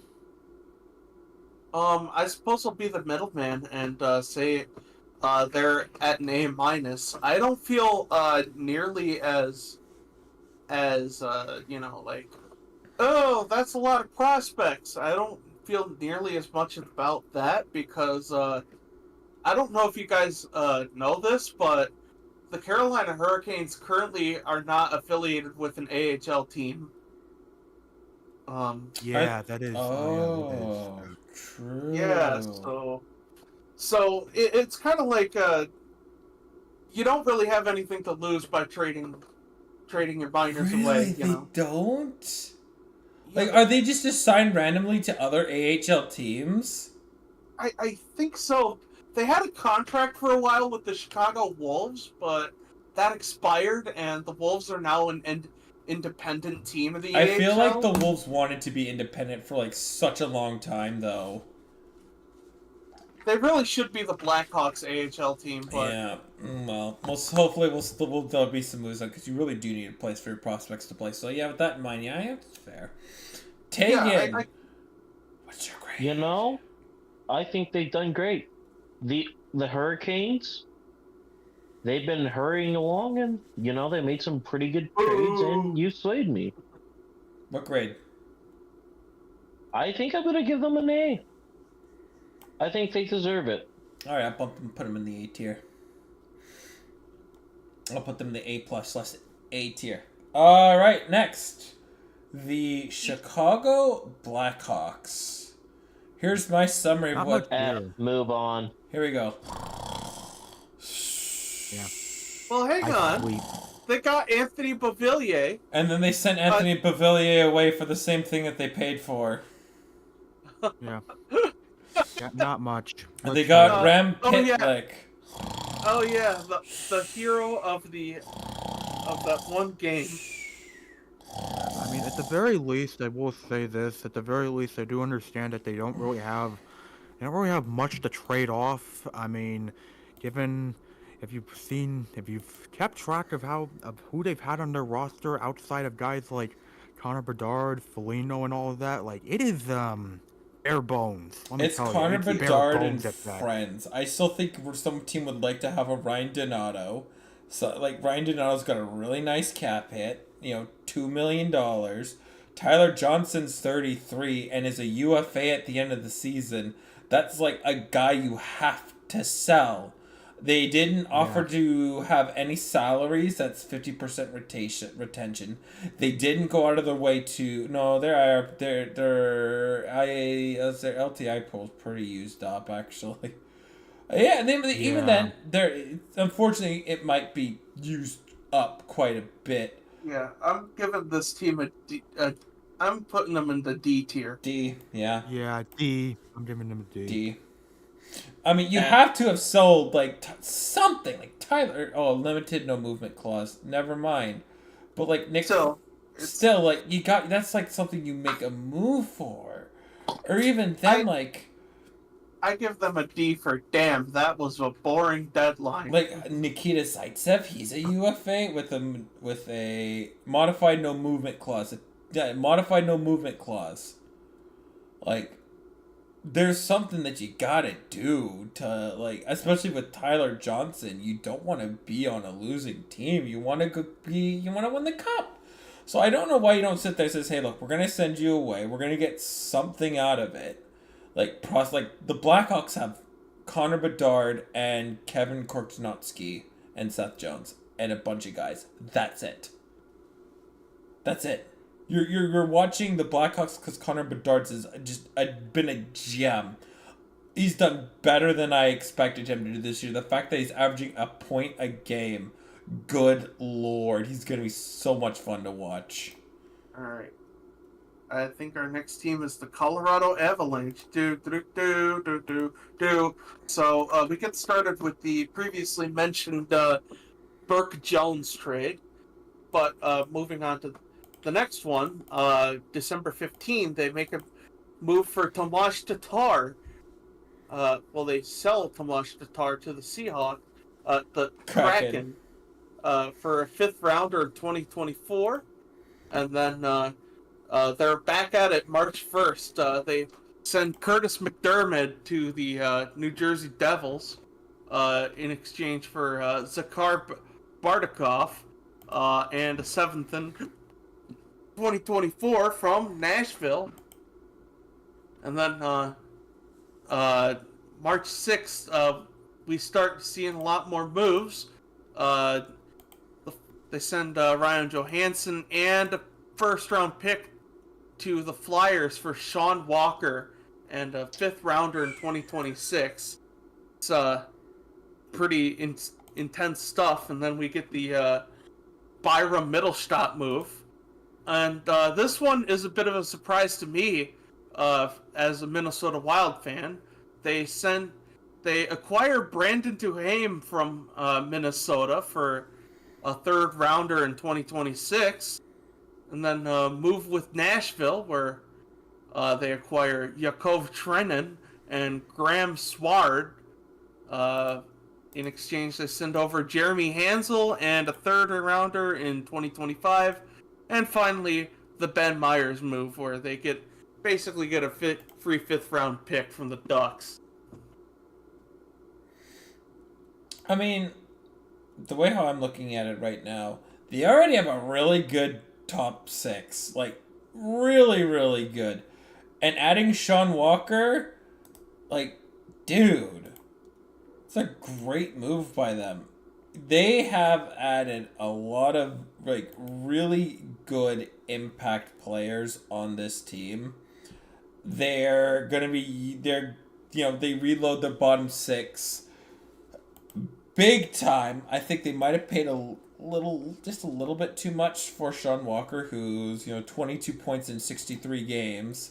They send a 1st round pick and a prospect, along the way. They did a lot. The big move though to me is sending away what they had a lot of assets in, like really good assets. They had a lot of assets in defense. You really just need like two like high level guys, and they have that already. So to get Casey Middlestat, who's going to be an immediate impact in the middle six, sometimes top three, your first line, is phenomenal. It's fantastic. I really like that they were aggressive and they didn't have to do too much. Not too much. They surely gave up a first, but I feel like they did so much more. They are going to be one of the heavyweights in when it comes to playoffs, and for that A+. Yeah, I think the only confusing one for me is the Duheim trade, purely because I thought they had enough talent on the wing that didn't necessitate that.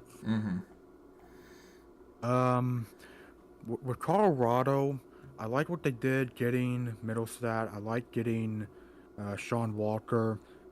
Obviously, I mean, Colorado's bolstering up for another cup run.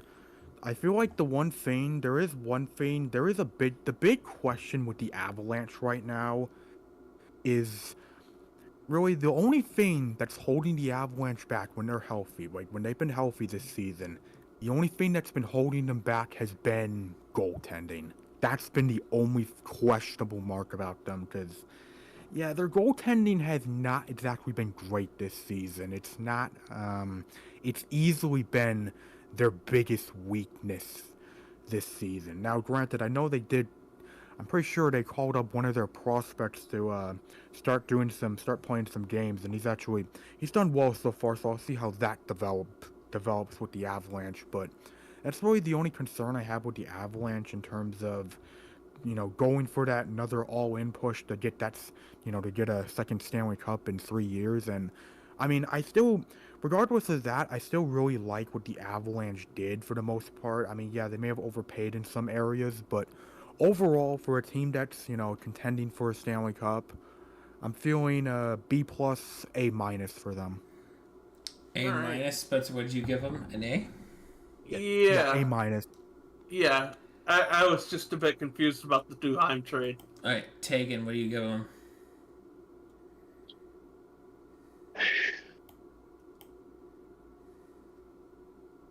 Tegan? C+. C+. Damn, C+. Alright. Well, I'll bump them to a B+. Alright. Did they pump them down to B+, below the Flames. Alright, next up we got the Columbus Blue Jackets. First up, December 6th, we got the Eric Robinson trade they had with Buffalo. Very cool. Then moving up to February 22nd, they actually had a trade with the Pittsburgh Penguins, where they sent Emil Bemstrom over to Pittsburgh for Alexander Nylander and a 6th-round pick in 2026, which has a lot of conditions to it.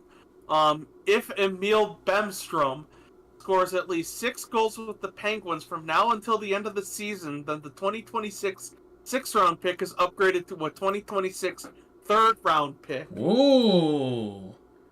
Jesus. Yeah, then they acquired Malcolm Subban from the Blues for future considerations.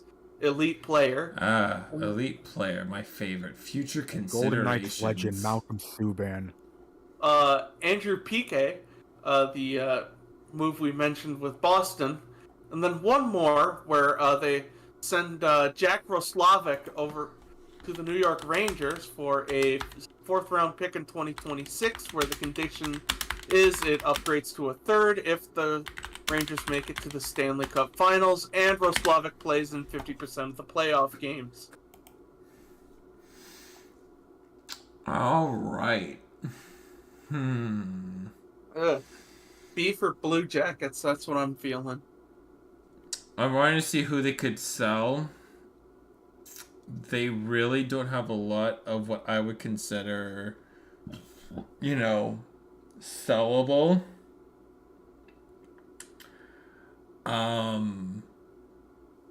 I think Urinating Tree said it best when, They don't have anything.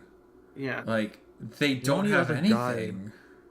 Yeah, honestly, the only other guy I would have tried to sell if I was Columbus is Elvis, because he's had a decent season this year. He's had a much better season this year. But honestly, yeah, outside of that, like Columbus, Maybe Sean wondering Curley. why.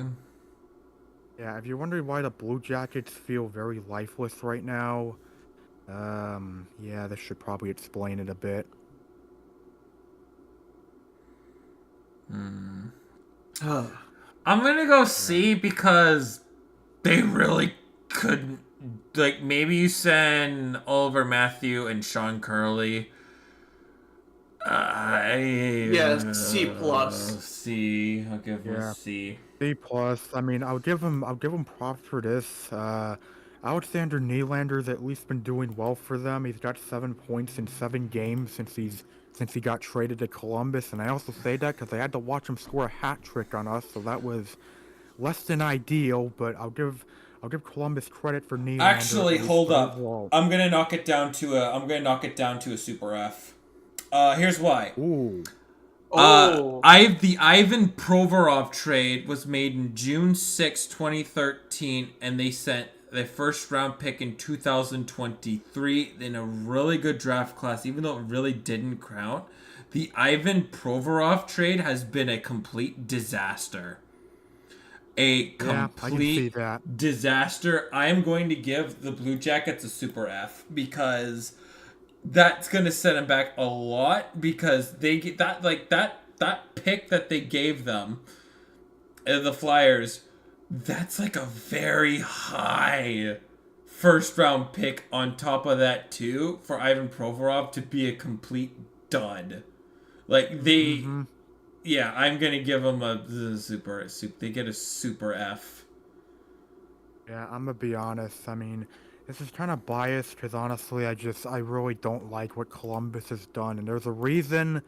When you hear me talk about teams like this, you start to think there's a reason why their GM got fired. I'm putting Columbus in D. D. Oh, that was another L that they took this year. Negative another L. Yeah, I say super. Mike Babcock, the fucking Mike Babcock thing. Oh yeah, that's true. All right, Spencer, what grade do you give the Blue Jackets? I give them an F. F. Tegan. What do you give them? I'll give them a DNP. Do not. It's either D, F, or D, F, or a super F. I'm gonna give them a super F because I feel like they deserve. Let's go. All right. We got dun Dallas, dun Stars, dun to Dallas, to Stars. Anyway. They get Chris Tanev and and Emilio Pettersson at prospect swap, and Chris Tanev. That's not all though. They got.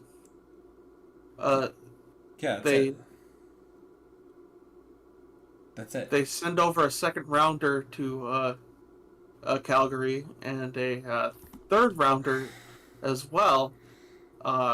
If Dallas makes it to the Stanley Cup playoffs, and becomes a second. Yep, and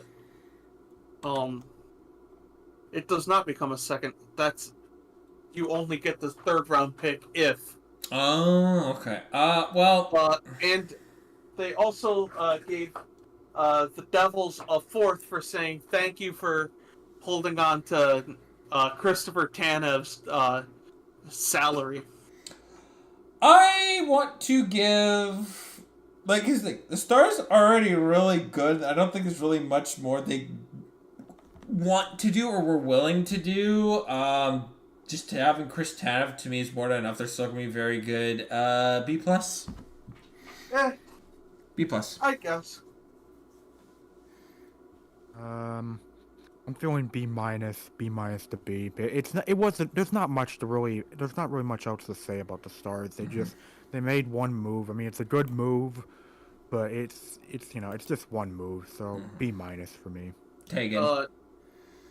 I'm giving them a D for Dallas. I'm giving him an F for fuck Norm Green. Okay, I heard B earlier, so yeah, B-. B-. I think B-. Yeah, I'd say B-. A B for Ballas. B for Ballas. Yeah, B-. All right, next up we got the Detroit Red Wings, who made one move. That's right. They are in 4th place in the Atlantic, and they've responded by making one goddamn move. They have sent Klim Kostin to the San Jose Sharks, and in return they got Radim Simek and a 7th round pick from the Devils. D. Yeah, D for Detroit, and also you D. really couldn't do anything more. You couldn't. Well, I think the Red Wings are in a position where they don't really want to buy, and they're not going to sell because they're in a playoff spot. Yeah, and also their prospect pool is evidently pretty good, considering the fact that the Grand Rapids Griffins are 2nd place in the in their division in the AHL. Actually, with that in mind, I'm gonna actually C+, because sometimes the best moves are when you really don't really need to do anything. I think the Red Wings are shoo-in for the playoffs. This is going to be their first year back, and you're going to get your feet wet. I think it's a situation that Seattle... Did you just say feet? Yes, they're going to get their feet wet. This is the same situation. Feet! This is the same situation I think that Seattle had last year, where sometimes the best moves are when you don't make any. So I'm going to put Detroit, actually I'm going to give them a C+. Sometimes you really just don't need to make any moves. Yeah, I'm going to give them a C. I'll give them a C-. I think that balances it out. C-. Alright, Tegan. I'm going to give them an F. Don't be boring. That's fair. That bumps them down to C-. Yep, C-, fair. Yeah, behind the Yotes. Alright. So, next up we got the Edmonton Oilers, who, they executed a 3-way trade with the Anaheim Ducks and the Tampa Bay Lightning, where, from Anaheim, the Edmonton Oilers received, Sam Carrick and a 7th round pick this year, and from the Lightning, they received Adam Henrique and Ty Taylor. Meanwhile, from the Anaheim Ducks, from the Edmonton Oilers, the Anaheim Ducks receive a 1st round pick this year and a 5th in 2025, which is upgraded to a 2025 4th if the Edmonton Oilers win the 2023-24 Stanley Cup. And meanwhile, the Lightning from the Ducks retain Adam Henrique's contract, and in return they get a 4th round pick in 2025, which if the Oilers win the cup, it goes from 2025 to 2026. So an interesting move there, and then one more. They get Troy Stetcher and a 7th rounder from Boston. Arizona. To send to Arizona for a 4th. No, the pick is from Arizona sent the pick. It is originally from Boston. Oh, I thought you meant Edmonton got that from Boston. No, got Troy Stetcher from Boston. That's what I thought. Yeah, no, I'm reading this off of catfriendly.com. So I know the original source of the pick. Not bad. I like that they got Henrique. I'm not thrilled that they gave up a 1st to a team that is undergoing a youth movement like the Ducks. Now, here's what I kind of see from the from the Oilers is they had one of the worst starts that a team like the Oilers could ever endure. And they have rose like a phoenix from the ashes, and they've added a lot of impact players to this team. And they absolutely buying at the deadline is exactly what you do. They get depth defense. They get some real depth on this team. That is something that I don't think Edmonton has had all year. And they're going to be a massive heavyweight, especially with Connor McDavid. They're a team that to me has gotten better and better and better every year. Now you just want them to get the job done, and hopefully they can get into the Western Conference Final this year, because I'm pretty sure Edmonton's going to be molding if it's yet another, second round exit. Yeah, I like these moves. I'm going to go B+. Yeah, I will say though, Edmonton, your desperation is showing. Mm-hmm. Yeah, I agree with that. I'm going B+ as well. Tegan, what do you give them? I'll follow everyone. I'll go B+. B+.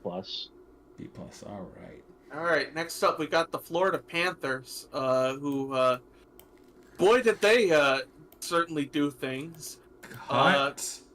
Damn. They got Vladimir Tarasenko for a 4th rounder and a 3rd rounder next year. That 4th rounder, by the way, could turn into a 3rd rounder in 2026 if Florida wins the Cup.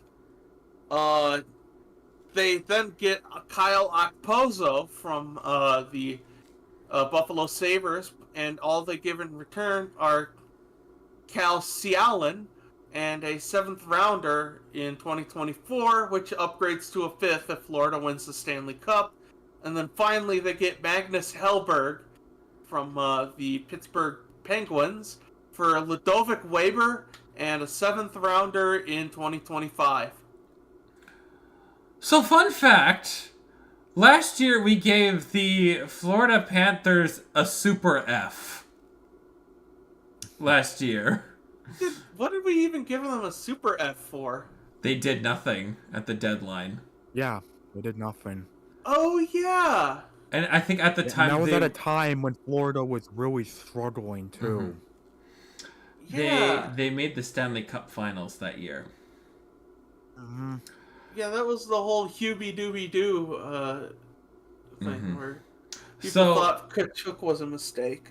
So I feel like the thing is, and the correct apology for them is to give them an A+, purely because we gave them a Super F, and they made it to the Stanley Cup Finals, which goes to show you what do we know about what the hell do we know at the end of the day? We're just a bunch of sickos who want to be picked up by the Sickos committee. Mm-hmm.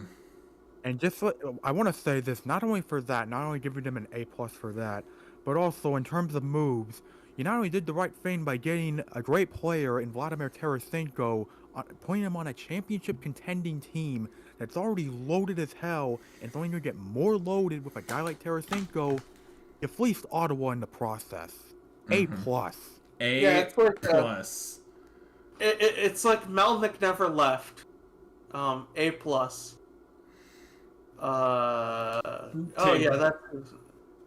Tegan, what do you give Florida Panthers? After hearing all of this and about how you guys gave them a Super F, I think Florida deserves another shot at the Stanley Cup. I think they give them a Super F. I think they deserve another shot. Super F. All right, so. So they're in the A+ tier. I think they've had the best deadline. All right, the Los Angeles Kings. Moving on. Let's have a little look. See. Nothing. They literally did nothing. So moving on. Holy no. Okay, well, kind of the same story. They're currently in the 3rd spot. Not really in a position to sell, nor really buy. Yeah, but you gotta do something, for God's sake. I'm gonna give him a D. I agree. I'm gonna give him a D, cause the current trade for one Pierre-Luc Dubois, yeah. Yeah, let me just sum up what. Great. Yeah, let me just sum up the Kings' deadline. Did you hear the soundboard thing? Cause I didn't hear nothing. I tried snoring. Anyway, yeah, it didn't I get to talk about the Minnesota. Sorry. Actually, sorry. But before we do get that, I just want to say, if there is any bright spot for sacrificing yourself by doing nothing here for the Kings, you at least fired Todd McClellan. That is always a positive. Anyway. Yes. I mean, Tegan, what do you give the Kings? You know, they're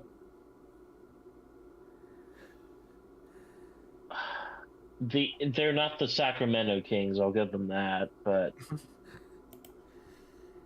honestly, yeah, give them a B-. Don't tell them that they need to bring in their parents for parent-teacher conferences. Just next time, know what you're doing. Okay, so I said D, Nick said D. Spencer, what did you say? I also said D, as in, damn, you did nothing, really? Yeah, damn, you put them above you, Colorado. Put them above Colorado. All right, Wild, Spencer, you're up. It's your team.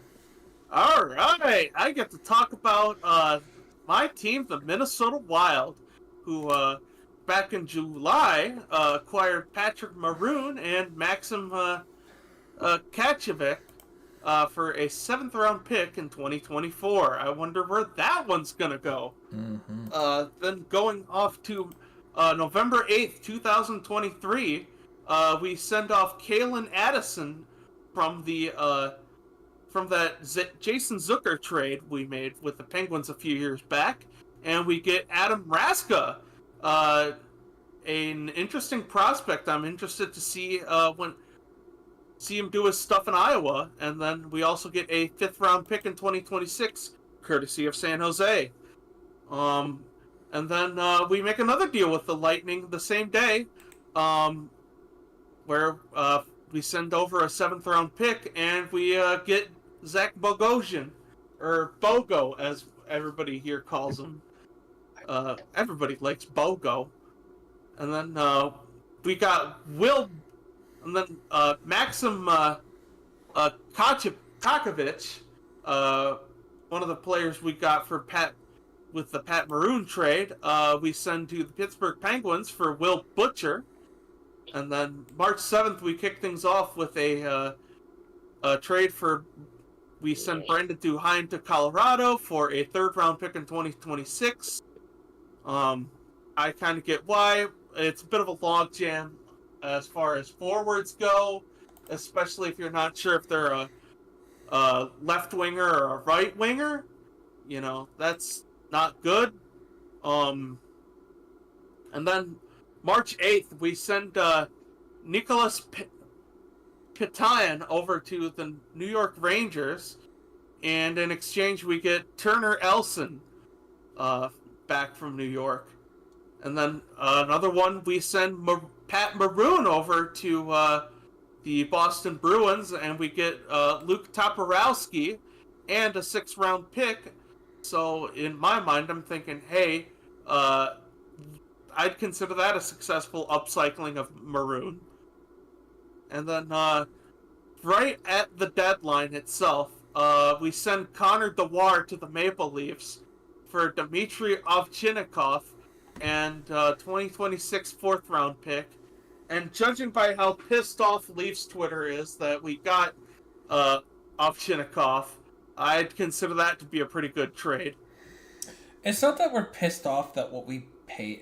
I think we paid over too much, but it's like kind of the player that we got. We did not need a Connor Dewar. We just didn't. He's a defensive forward. We have a defensive forward. His name is David Kampf, man.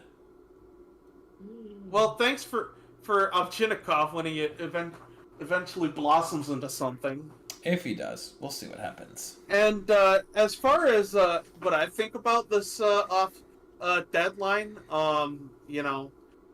I I'm I'm still kind of you know not exactly gonna give Garen too much flack because he's essentially had to deal with a hamstrung budget with the Parisian suitor contracts still looming over this franchise, and I think he's made some really good minor tweaks, and just building a nice bed of prospects that'll look really good when they're ready to hit the ice for Minnesota, when they're actually ready to buy stuff in 2026.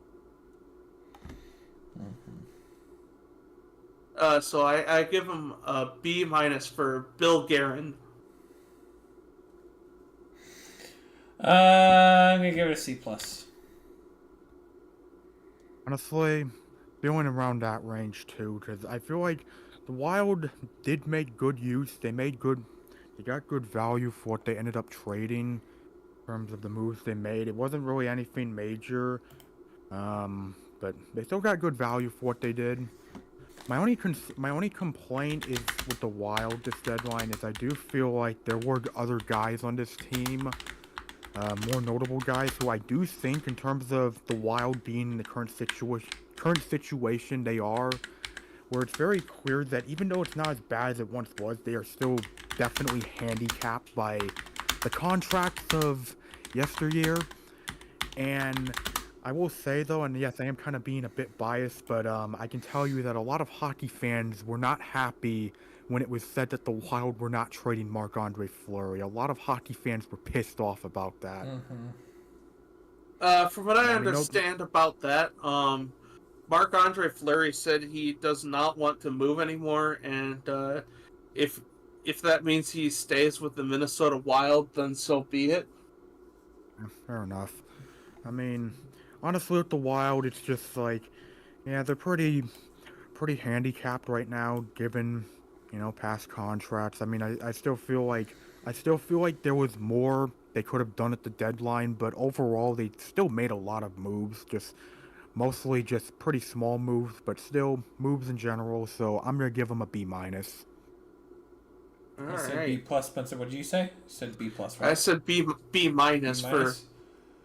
Okay, Tegan. I'm gonna give them a B for, actually a B plus for good. I'm with my dog right now. He's sleeping all by himself on the couch, so I'm gonna cuddle up right next to him. Make sure he fur goes baby. All right. Would you like to see the fur baby? After. All right. All right. Next up, we got the Montreal Canadiens. I'm not gonna speak French during this portion because I don't know a lick of French. But we do have moves dating back to September 13th, where they acquired Jakov Novak from the Ottawa Senators for future considerations. And then September 19th, they send Casey DeSmith to Vancouver for Tanner Pearson and a third rounder in 2025. And then they get Philippe Cederqvist for future considerations.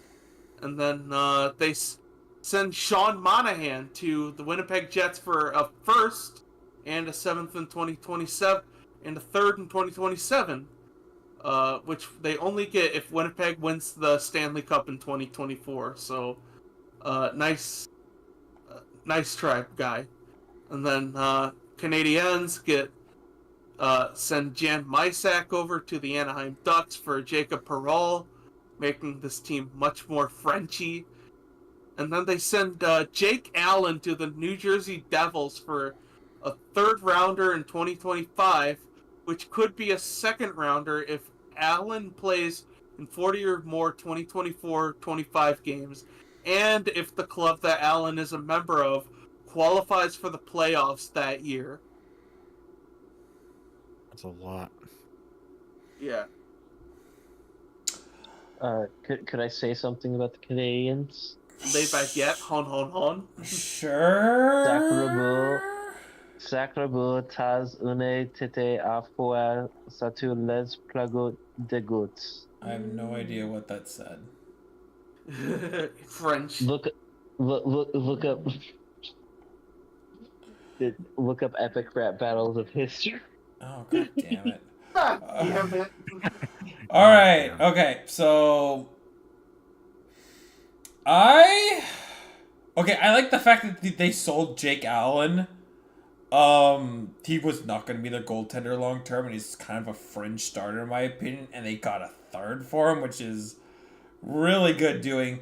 They acquired Sean Monahan for a first, and traded him away for a first.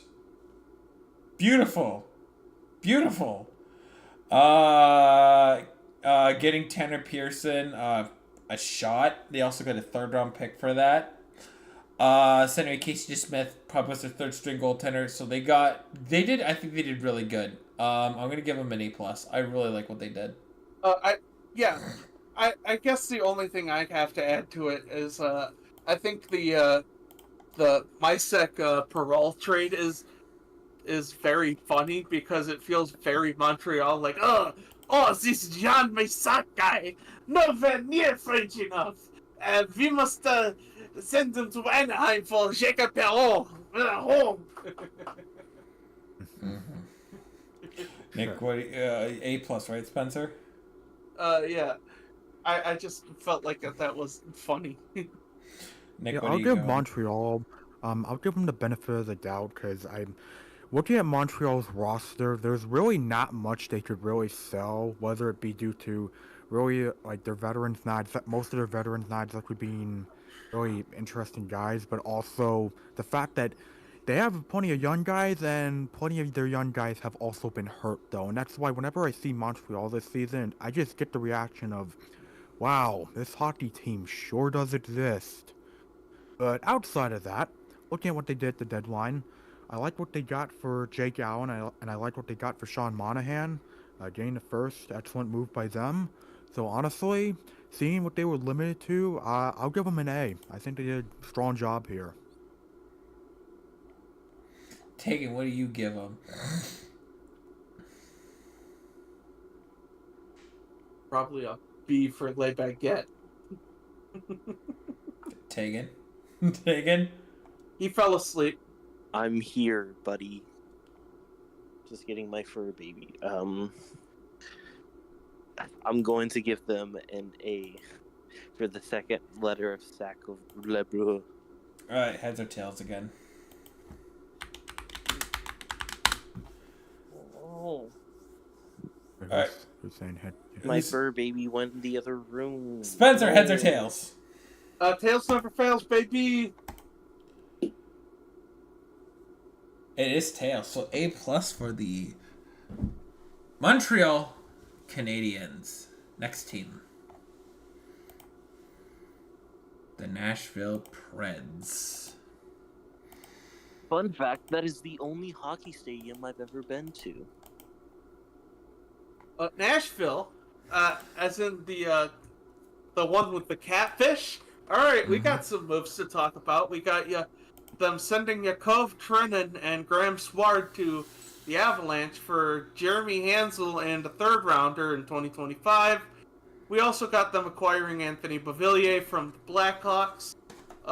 They also acquired Jason Zucker from the Coyotes for a 6th rounder. And then one more we haven't heard about. They sent Denis Gurianov to the Flyers for Wade Allison. Wow, Wade Allison. That depth pieces really just acquiring middle 6 forwards. They are in the first wildcard spot right now. Right? First wildcard spot? Yeah. I kind of like what the Predators are doing. Like it's very fun. I'd put them in between Anaheim and Boston right now because it really feels like they're, ever since the Tanner Jeannot trade, they've been like really quietly putting together a really good pool of prospects, and they're going to be exciting to watch in like 3 to 5 years. We'll give Honestly, them a with B. Nashville, it feels similar. It was very similar to what the Red Wings were doing, where it's like they're not, they're not selling, but they're also not going all in terms of, buying and all that. And I feel like in terms of Nashville's situation, that's the right move in my opinion. I feel like the most notable thing about Nashville's trade deadline is the comments that Barry Trotz made about how expensive everything is in terms of the trade deadline, where it's like, yeah, these trade deadline prices are ridiculous right now. Like they are like very, very, very high. But yeah, honestly, Nashville, I think for the most part, they did make more moves than Detroit. So in terms of the comparison, I'm feeling a B minus. B minus. Yep. B minus. All right, I'll put them ahead of Boston. Boston team. What do you give them? I'll give them. Oh, my bad. No, you. Yeah, you're up. I'll give them a B minus. All right. Next up, we got New Jersey Devils. We got them sending Tyce Thompson to the Islanders. Bada bing, bada boom. What do they get in return? Minor leaguer and Arnaud Durando. And then we got the Chris Tanev trade, where they retained salary for a fourth. Bada bing, bada boom. And then we got him getting Curtis McDermott from the Colorado Avalanche, and they get us,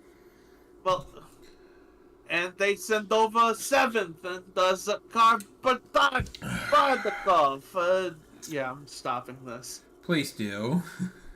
It was not going well. C. Yeah, Tyler Toffoli. It's kind of a mixed bag, honestly. Yeah. Bag. I'm gonna give him a C. Yeah, I'm giving him a C. Like a C. Forget about. Yeah. Oh God. Yeah. Other moves that New Jersey made in terms of goaltending were, obviously the aforementioned Jake Allen trade, and they did swap Kaapo Kakkonen with Vanacek, I believe. Vanek.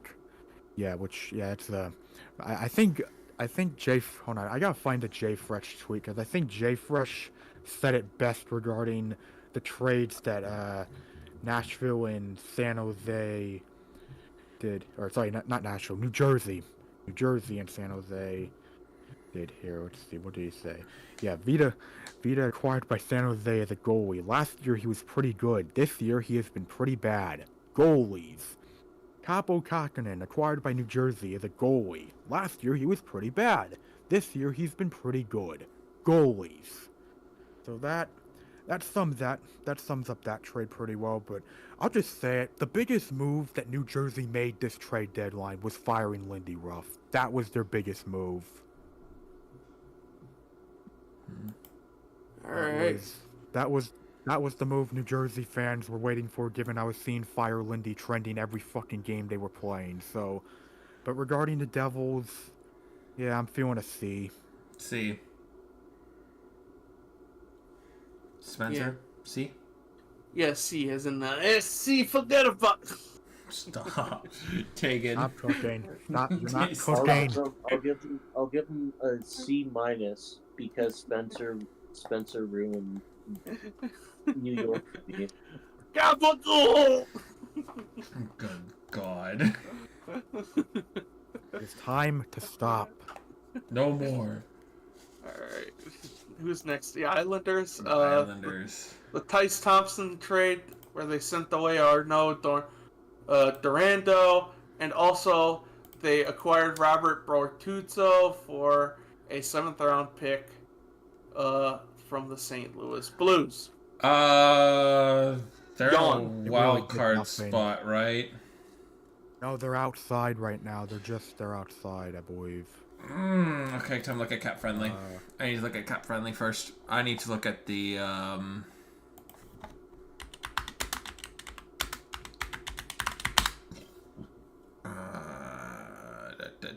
teams. Let's do Islanders. Who could you have sold?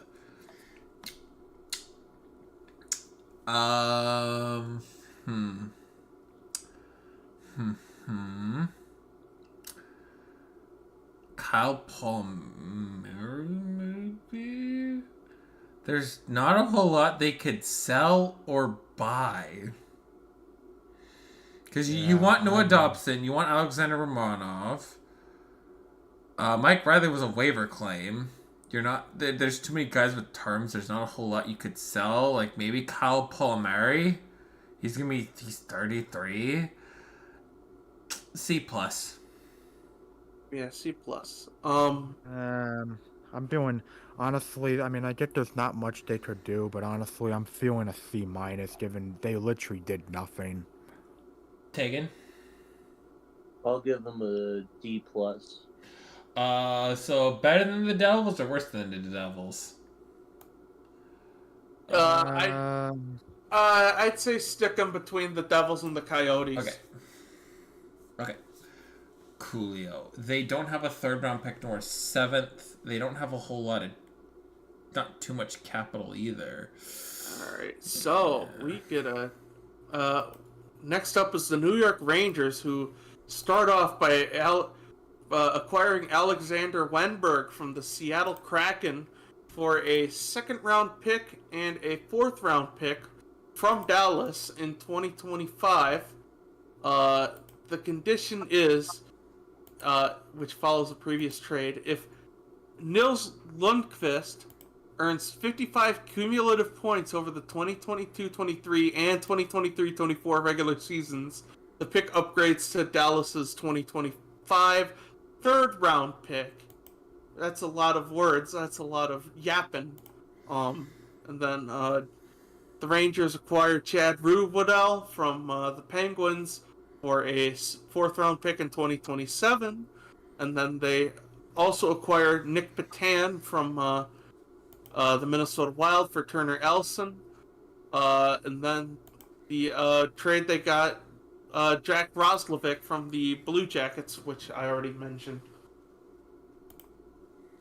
I'd say pretty exciting. Here's the thing.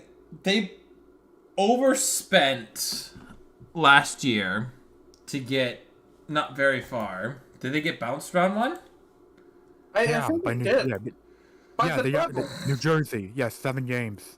Got bounced in 7. So with that in mind, and they bought heavily at last year, like heavily, more of a conservative approach this year. But they still got some. Getting some good guys too. They were reloading. They're trusting more in their top 6. They're trusting more on Alexis Lafreniere to really emerge. They got still Temi Panarin, who's still playing well. They re-signed Jonathan Quick, is really good. I'll give him a B. Yeah, I'll put him. I'm actually thinking of giving him a B plus. Because I think Roslovic and Wenberg are pretty good, especially if they're trying to build out that mid 6. And it seems like Alexis Lafreniere is finally emerging into something. This is good for them. With the Rangers, I get the feeling the Rangers, it feels similar to what the Golden Knights did last trade deadline last year, where they really kind of focused more on adding depth pieces and all that, and it obviously paid off in the end for the Golden Knights. I feel like in this situation, honestly, I do feel like the Rangers still could have made a sizable move that would have gotten people talking and also do this. I think that would have been the best case scenario for the Rangers, but still not bad what they did. Honestly, the only thing I'm surprised about is I am kind of surprised the Rangers didn't get Frank Vatrano back. That's the only thing that really surprises me, because I was honestly full on expecting them to reunite with him, given how well he did with them in the time being. But overall, Rangers more just went for a quiet, but still at the still an impactful deadline. So I'll give them a B. B Tegan. I'll give them an A minus. A minus. So I'll bump them up to a B plus. All right. Next up, we got the Ottawa Senators. F. Just a super Yep. F. Super F. Yeah, Super F. Yep. This is. I know you have to Gave up sign Tarasenko for that. nothing. You're retaining salary. Yeah. And Bruh. that was the only only move move they that made. they made.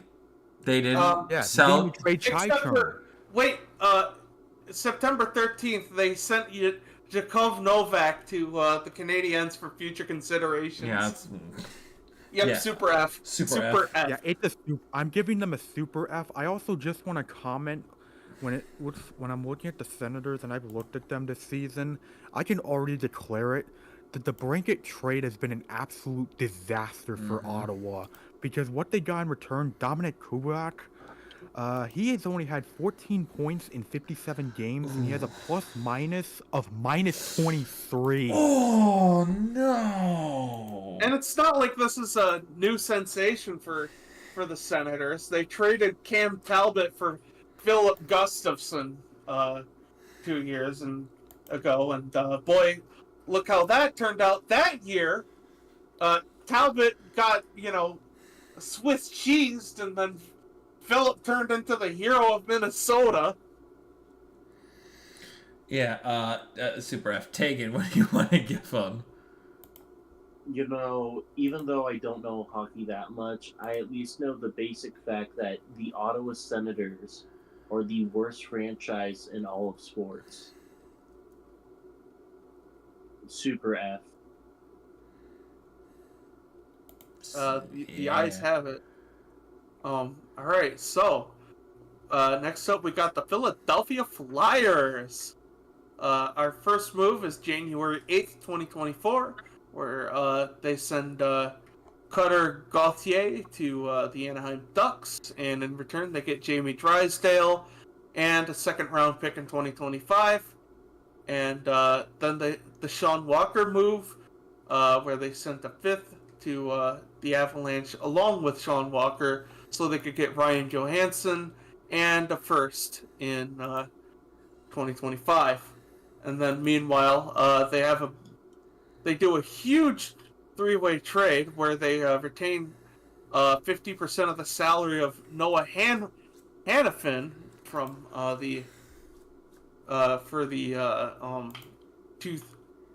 for the Vegas Golden Knights and Calgary Flames.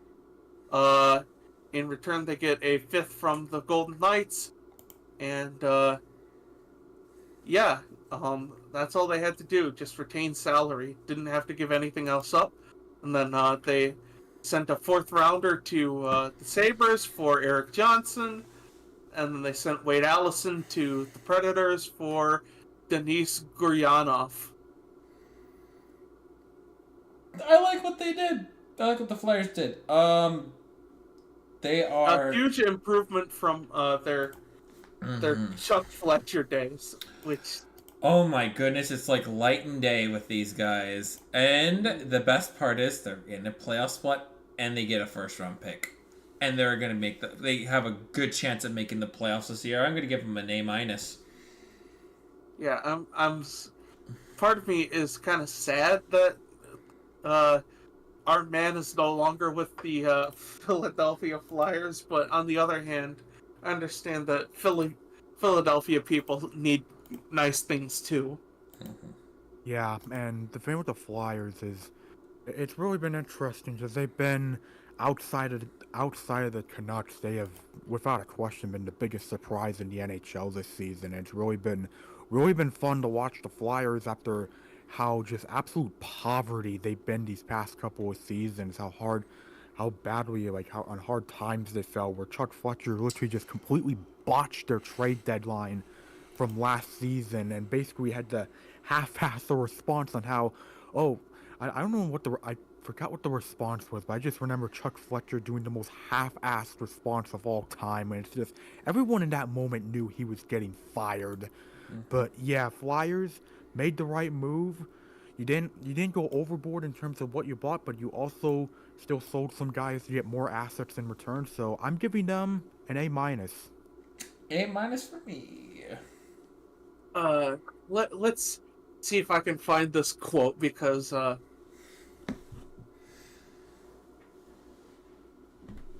let's see.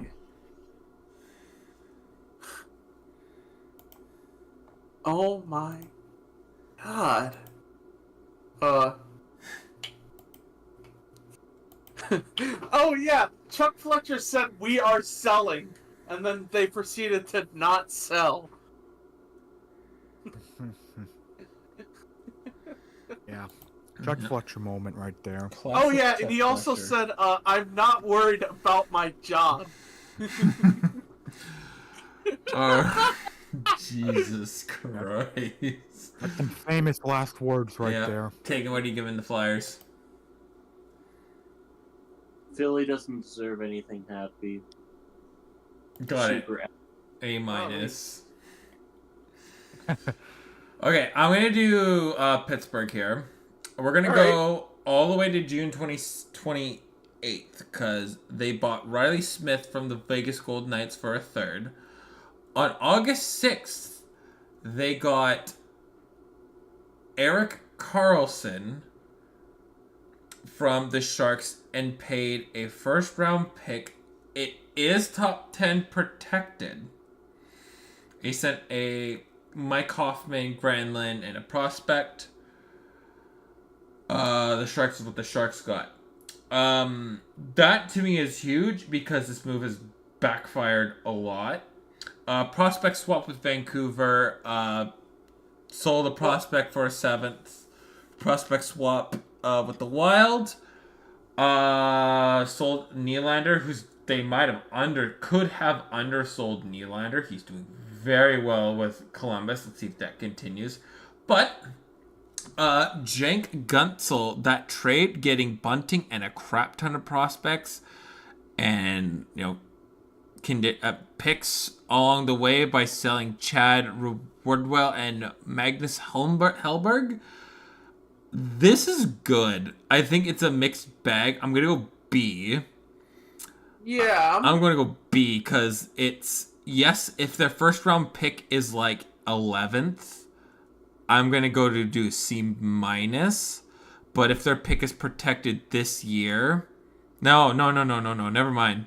Because if it's top 10 protected, that means they're gonna get the 2025 first round pick. That is not top 10 protected, and it's probably gonna be very high because this team is likely going to be tanking next season. C minus, just for that alone. C minus for that Erik Karlsson trade. That's backfired a lot. Oh yeah, So, especially since Jeff Petrie is gone. Casey DeSmith, Nathan Lagar, and a 2nd round pick. Just so. Also, yeah, I'm also gonna give them a C minus. Kyle Dubas is doing things, but they're not necessarily good things. It's more like he's more like he's flailing around a room while saying, "Look at me, I'm a general manager." I'm gonna comment. Wait, hold on. Luke, you're more experienced with Dubas. I'll let you talk. The thing with Dubas is, especially when he was with Toronto, it really felt like he had to move heaven and earth to have any sort of progress with the Toronto Maple Leafs. You look at what he did in this previous deadline, where he did move the heavens and the earth to fit this team under the salary cap, to fit this team to acquire phenomenal players that helped them in their first playoff round since 2003. He's the kind of GM that's good, that he might have that Toronto flashback where it feels like he has to really move just heaven and earth just to get things done, right? Like, this is a guy that's what he's going to have to do, especially with the Penguins. It's going to be a massive overhaul. Like, who do you look at in the offseason? Do you look at selling Sidney Crosby, Malkin, There's certain things that, you're going to have to ask, like, the really tough questions for. And is he going to have that little, that Toronto essence on him where it's like, in order to make moves, I have to move heaven and earth. And just to make any progress with this team. It's going to be something to really pay attention to, because it's to note that he does like to make big aggressive moves and likes to try and move heaven and earth just to get things done at the end of the day. I think he's realizing that, okay, I need to partake in an actual rebuild this time around, and he's going to be forced to rebuild this team. The Penguins got dragged kicking and screaming into a rebuild. It's in summary. So we'll see what Dubas does. He's been an aggressive buyer. I want to see if he's going to be an aggressive seller.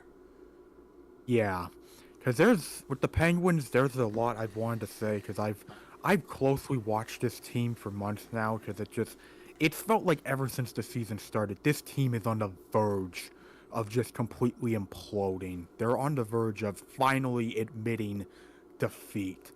Admitting defeat as the fact that we're done, this core is done, and our window is 1000% shut. And the thing I see with Dubas when he came in with the Penguins, the Penguins were a sinking ship, and Dubas was trying to save that ship with a Hail Mary. And the Hail Mary that the Penguins would do was trading for Erik Karlsson. And obviously, that's not paid off. It's not paid off. The Penguins are even worse than they were last season.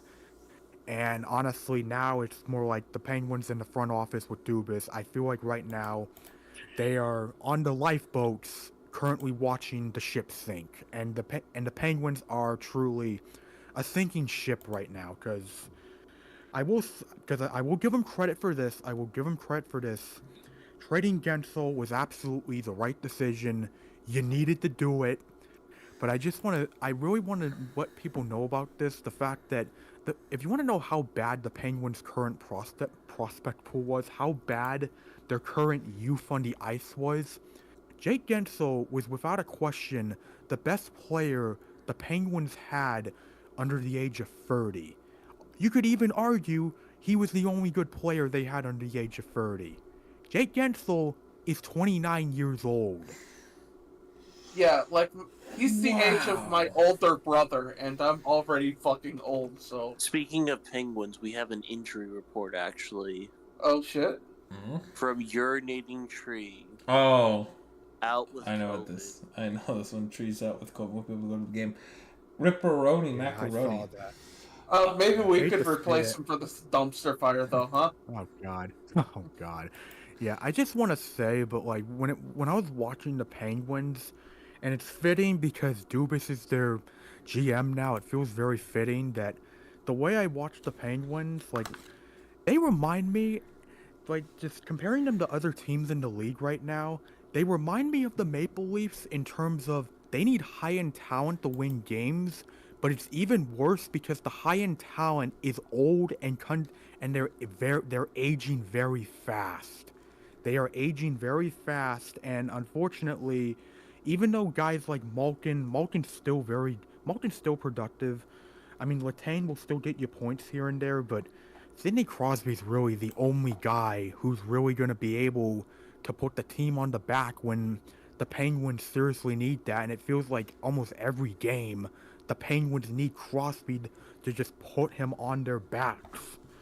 And honestly, the funny thing is, their goaltending's actually not been bad. I was concerned about their goaltending, but it's really been one of the few reasons they have not been completely dog shit this season. And honestly, to grade the Penguins, because this team has been on the downhill ever since the Capitals series, and it only got worse after losing to Montreal in the bubble. And then, of course, the Rangers series, where not only did you blow a 3-1 series lead, You blew multi-goal leads in all 3 of the games that you ended up losing to get knocked out by them, which just felt like the nail in the coffin. So the thing with the Penguins, you made the right move selling Gensel. You made the right move, but honestly, you should have done more. You really I should would have have. done more ahead of time. Mm-hmm. I would have loved to see Brian Rust on the Red Wings. The only Yeah, thing the last thing I want to add about the Penguins is currently right now they are sitting at the 9th worst team, so likelihood they'd be drafting 9 overall. If I'm Pittsburgh, I would do anything I could to get to either at least 11th in the league, so you give up your first round pick for this season, so that way this offseason it's much easier to move off of other players and really start to embrace that rebuild, so that way you're not giving a super high pick to San Jose, because if they do finish in the top 10 and they do get that top 10 pick, that is going to you have it, but next year, if you're just flat out awful, could be giving a potential top 5 pick to the Sharks, which is as bad. So I can kind of see you want to sell what you can, but you want to be like, not too much to the point where you're just gonna bottom out, and you want to work your way into at least surpassing the Devils and the Wild. They have 2 games in hand, sitting at 64 points. So they really want to work on at least not giving up a top 10 pick. It'd be very funny if they won the draft lottery, though. It'd be the best case scenario to win the draft lottery, because, hey, sure, no matter what we're giving up for next year is going to be probably relatively high, but it's either going to be a first or second that you're going to be getting, and it's kind of like the trade-off. But the only honestly, the last but I have is this draft class is not considered to be very good. And I don't know what the next year's draft class looks like at all at the moment. I'm not hearing any high-end names yet, but we'll see in the summer. Whereas I was talking about Connor Bedard like 2 years before he was draft eligible. Yeah, and you were really annoying. But have I been wrong about Connor Bedard? Point a game player as a rookie. Sure, I guess we all have our moments, like Connor Bedard, Sean Ditka. By the way, if you're looking for like that kind of sage wisdoms from me, if you have a fantasy team, make sure you draft Alvin Kamara, because Clint Kubiak is gonna force the ball into the running back's hands, just like he forced a lot of yards into Dalvin Cook when he was with Minnesota. If anything, I will always admit when I'm wrong, and I will always try to point out others when they make a genuinely really good point. And the Sean Ditka, I was really thinking about it like early, like all last week, but we were doing power rankings, so I was like, and then maybe not the time. And my mind's been on it ever since, and I've been thinking like Spencer has a genuine point here, and I think it needs to be stated just how right I think he is. Yeah. There's a point. Now, yes, and now regarding the grade, C-, just everything that's led up to the Penguins here, it leads them to fall into the C- tier. And at one last point I want to say about Pittsburgh, I will laugh my ass off. And look, I think this guy's a good coach, but I will laugh my ass off if Mike Sullivan is still their head coach next season, because Penguins fans have been starting a conspiracy that the ownership group is not letting Dubas fire Sullivan. Like, they've been saying that now because of the fact that Sullivan's been past his expiration date for years now, and he still hasn't been fired. That's crazy. That's crazy. All right, so we're all in agreement. C-, right? C-, in between Yotes and Red Wings? Yep, they are the epitome of a C- franchise. All right. Someone can read off the Sharks. I'm going to go to the bathroom. The San Jose Sharks. We have the previously mentioned Carlson trade, but we also have the Kalen Addison trade we mentioned earlier.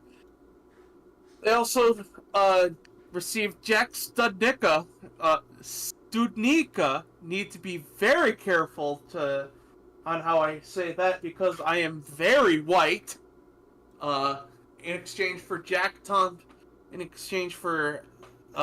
Sisek and a 6th-round pick headed over to Vancouver, and then they send Anthony Duclair to Tampa Bay, along with the 7th rounder for Jack Thompson and a 3rd-round pick, and then the previously mentioned redeems Simek trade with Detroit, and then Calgary, where they sent Nikita Kovalchuk and got the conditional 5th rounder.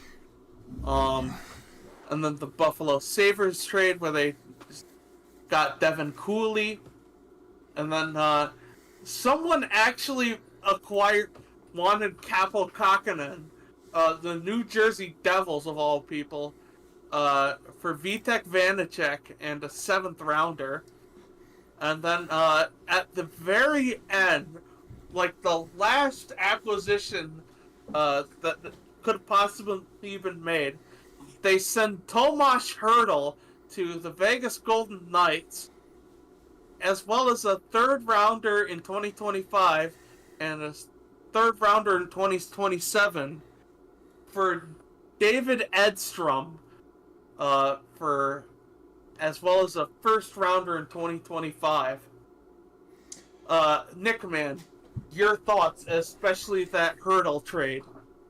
Yeah, I'm gonna get to Hertl and how he'll impact us when we talk about the Golden Knights and their trades. But honestly, regarding the Sharks here, because the moves you made here regarding Thomas Hertl and trading him to your rival in Vegas. Now, I will say David Edstrom, he was our 1st-round pick in 2023. So, because it was reported that the Sharks were getting 2 1st-rounders, and as a result of 2 1st-rounders, they meant the 1st-round pick in 2023 with Edstrom, who I think has a lot of promise. I think it's still a year or so before he will be in the NHL, but he is a very promising prospect for the Sharks. I think that's a good pickup for San Jose. And you do get a 1st-round pick in 2025, which I will definitely live with, given we still have our 1st-round pick in 2024, which is awesome to have still, even if the 2024 draft class isn't as great as others. Now, I will say, I was very surprised by the fact that the Sharks gave us 2 3rd-round picks. I'm not going to lie, because it was reported at first that Vegas was also giving them, 2 3rd-round picks, and then it was immediately corrected. Actually, no, San Jose is giving Vegas 2 3rd-round picks, so I'm very happy about that. I'm really happy with the trade. I will get more into later about how Hertl comes into play here, but overall, I really like the trade for us.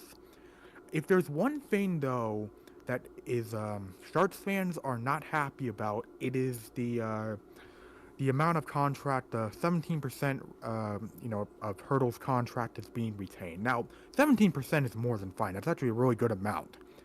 The only thing is, and this is the catch here, is, and I had to double check this to make sure this was true.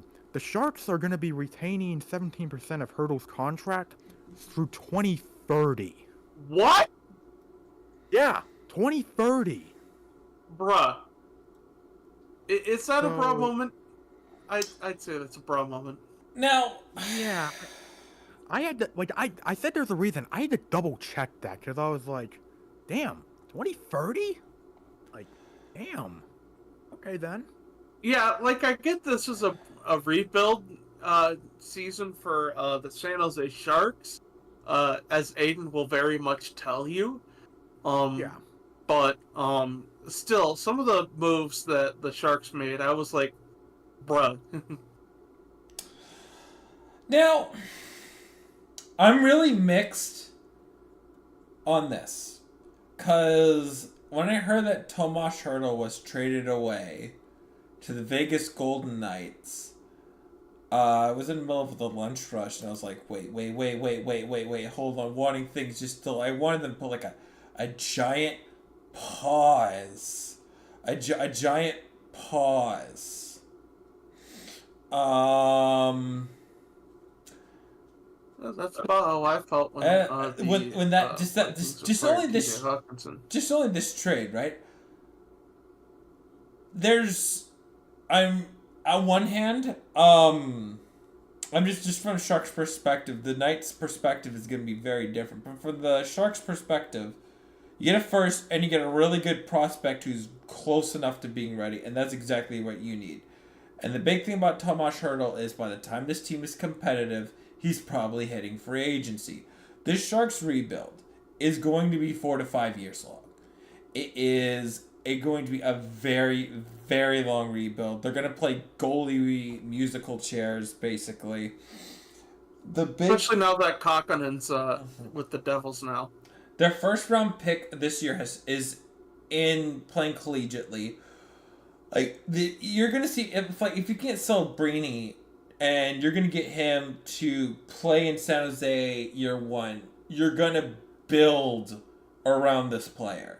I still feel like the Sharks are kind of looking for the next franchise player to really build around, and they haven't found it yet. And they'll have lots of time to really figure that out.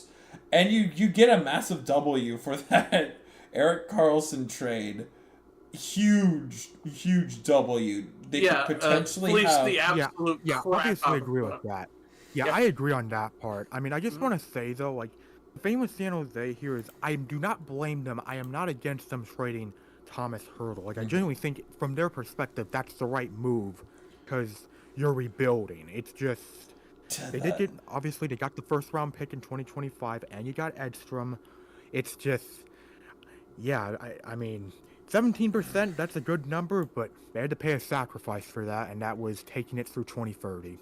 I'd put him right between the Stars and the Wild. So I want to give him an A+. I want to give him an A+. No. Purely based that this is a team that that they need the next superstar, and that's gonna be going through the draft. Selling Hertl and getting a first and their Vegas's 2023 first round pick, which is in a draft that was already considered to be very good, like very, very good. So that already has the grounds of a potential high-end player that could be on their team, like a really good high-end role player. And, selling off what they really could is what all you can ask for. And I kept thinking to myself, what else could they really do? And they do, and they sold Tomas Hertl. So, at the end of the day, I can't be mad. I think they did a terrific job at the deadline, and the big winner is selling Erik Karlsson. Huge W with that. That is an absolute win. Well done, San Jose. I'm giving them an A+. Okay, fair enough. I'm not going to argue with you. A+? Spencer giving them. Yeah. Mostly because I don't want to fight. Mostly because I don't. No, you don't have to fight, Spencer. If you think they're a B, then that's your. I'm doing the middle ground. Like, what's the median grade? Oh, I mean, to be fair, no one really wants to fight right now. Yeah, we're not fighting. Spencer, it's like 12 and 1 Spencer, we're not fighting. I've been doing the median. Right. I just think they're B- because okay. outside of Karlsson trade, I don't think their moves have been that impressive. Nick. I'll go B. I think B? a solid B. Tegan? B, I guess. Alright. I'm gonna put them in between Boston and Nashville. All right. Here's a real resident sleeper team. It's the Seattle Kraken. One move, I believe, for these. I believe it's been one move. That and acquiring Tomas Tatar back in December. B. Signing Wenberg, I'm gonna miss Wenberg, but they acquire more picks. Fun fact, the Kraken have never had to buy anybody yet. They've never had to be major buyers yet. I want the Kraken to do something, like, I've been thinking to myself this entire offseason. Imagine the Maple Leafs get bounced in round 1. Let's say they get swept. The Maple Leafs, I believe there's one clear weakness on this team. They are paying Mitch Marner way too much. Huh? I think Mitch Marner is the clear weak point of their team when it really matters. Matthews is fine, Nylander's is fine, and God bless the soul of Morgan Riley. That leaves Mitch Marner. I think Mitch Marner... What about John Tavares? John Tavares is... fine. He's the contract... Because the thing is, both contracts expire next year. And Marner's going to get a raise, whereas you're not paying John Tavares. You're not giving John Tavares. John Tavares is probably going to make maybe 25% of what his current cap hit is. I think he's getting $3 or $4 million on the open market. So that screams Minnesota Wild to me. It balances itself out, but to me, the Leafs we've been talking about. Do you break up the big four of Morgan Riley, Austin Matthews, William Nylander, and Mitch Marner? I've been wondering for that for about a few years now. I want Seattle to make an aggressive pitch to Toronto to get Mitch Marner. I think because that's the star you need. That's a huge playmaker for both Matty Beniers and Jared McCann. I think that's really good. I think Seattle has the potential to make a big move in the offseason.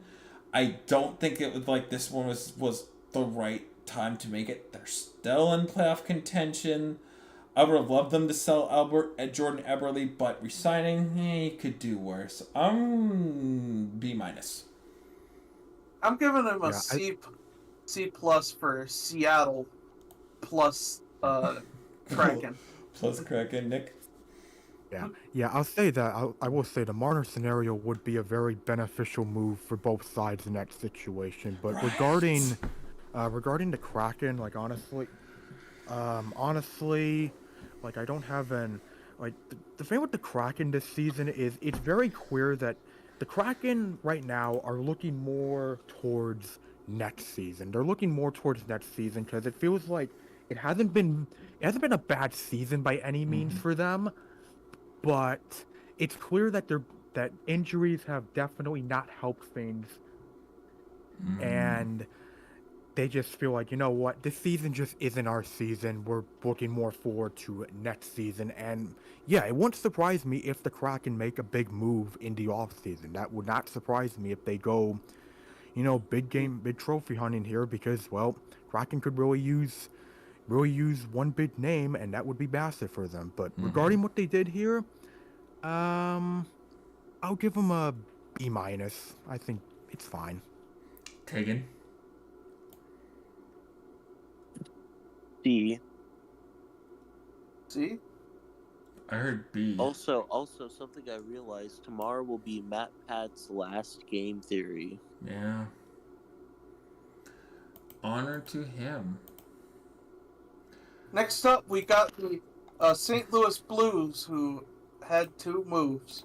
They sent Robert Bortuzzo to the Islanders for a 7th, and they sent Malcolm Subban to the Blue Jackets for the elite player future considerations. D. Nothing. Yeah, Yep. There's nothing here. The Blues are a team, though, I can see selling in the offseason depending on how they finish their season. Yeah. They're Very resident sleeper, if you ask me. Alright, so we're all in agreement on that. The Tampa Bay Lightning.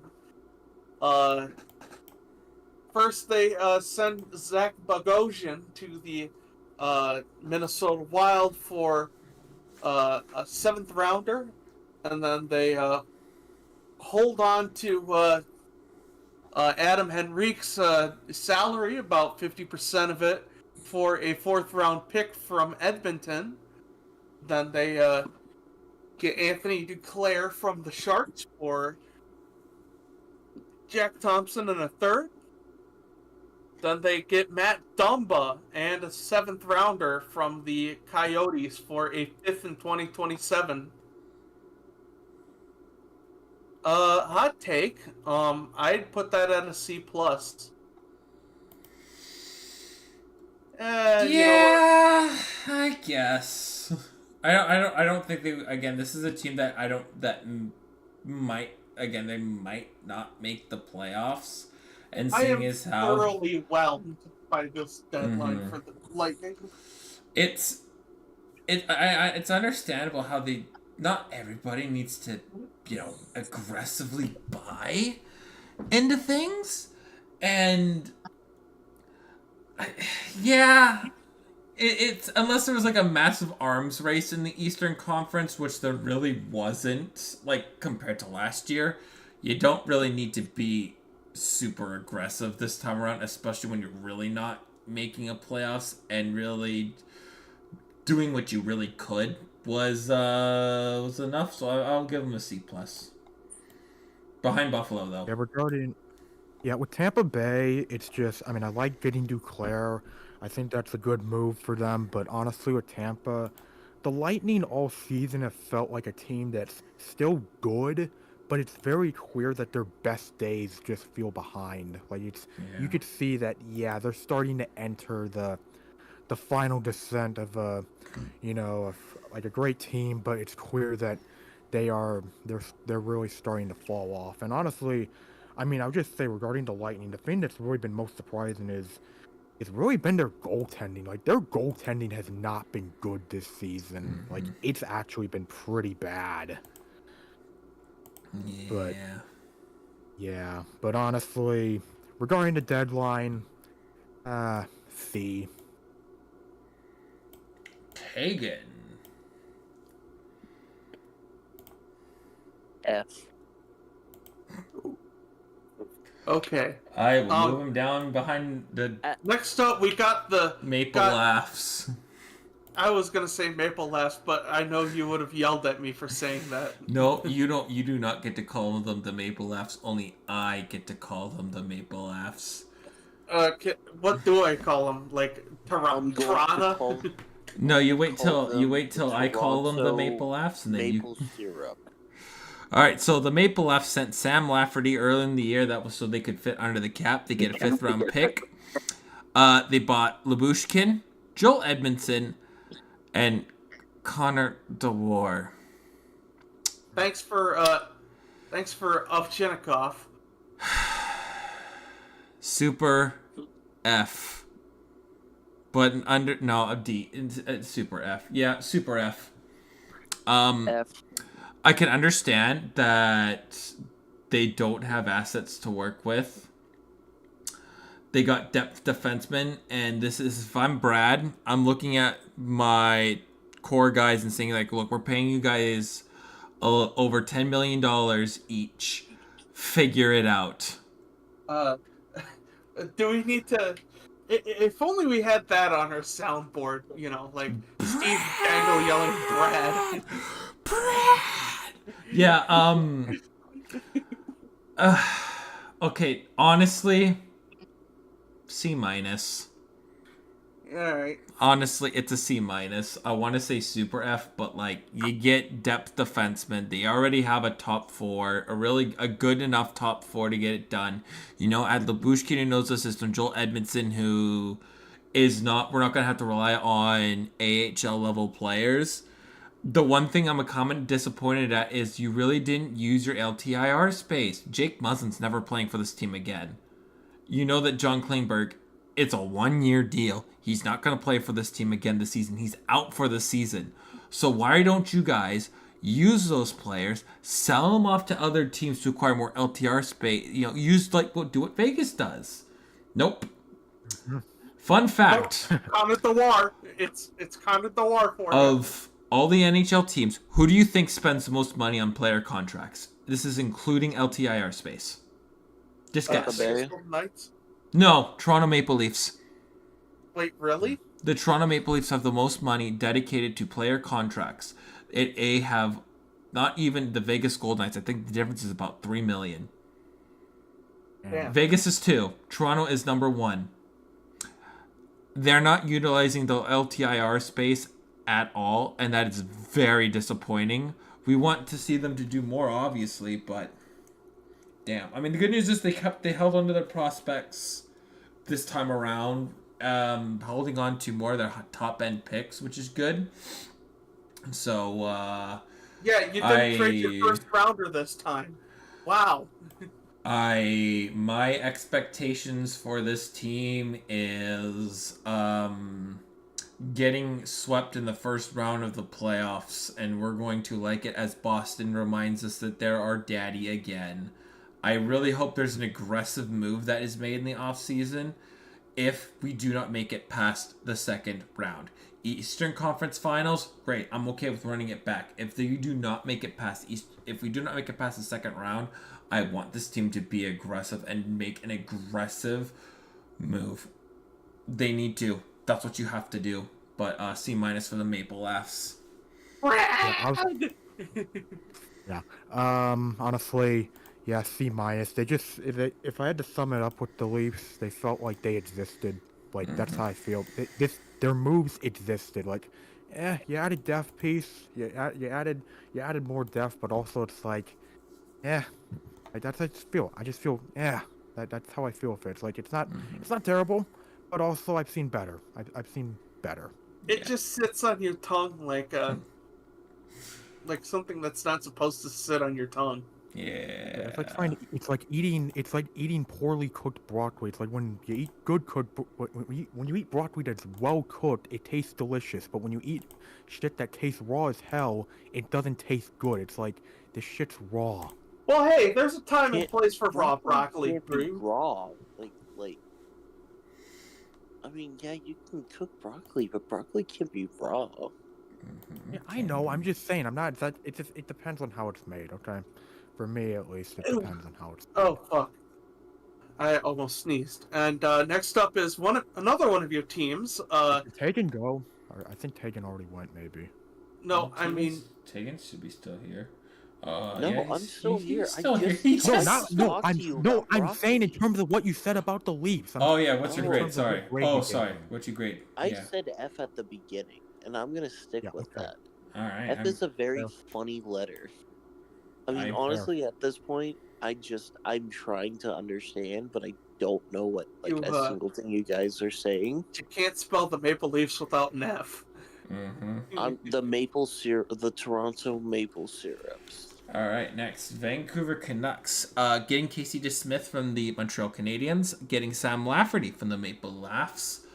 Prospect swap with the Pittsburgh Penguins. Selling Beauvillier to the Blackhawks, getting Nikita Zadorov, and getting Elias Lindholm. Wow. Now, you know what? I'm gonna give him an A. I'm gonna give him an A because they got all their trades done early and they really didn't have to do anything. Their prospect pool is very limited and they didn't have to sacrifice too much. They still have Tom Wallander, which is really good, and Archdeep Barnes should be able to make this team next year.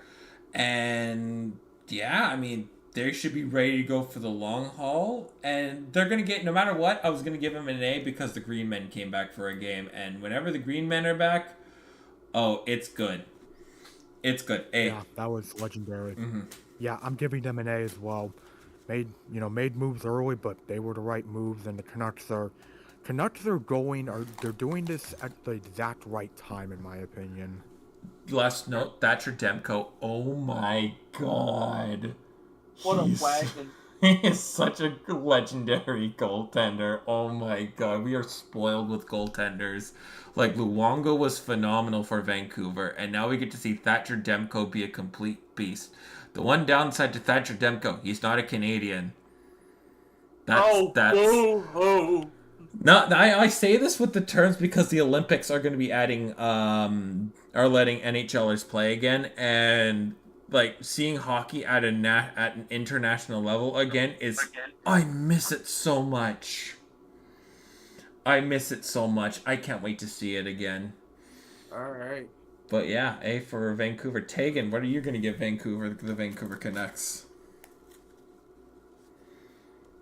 A. Yay. All right, Nick. It's up to you. It's up to you. Yes, so, the Golden Knights, the defending Stanley Cup champions, And this trade deadline was certainly more than eventful, and it came at the right time, because, yeah, the Golden Knights have definitely been certainly a roller coaster when it comes to this team as of late. Now, obviously, the Golden Knights have shown in their existence they are not afraid to be aggressive. They will, even, regardless of how long-term you've been with the team, regardless of how legendary of a player you are for the Golden Knights, they're willing to move on from you. And we saw it from Marc-Andre Fleury, which, yeah, that trade was still a botched mess.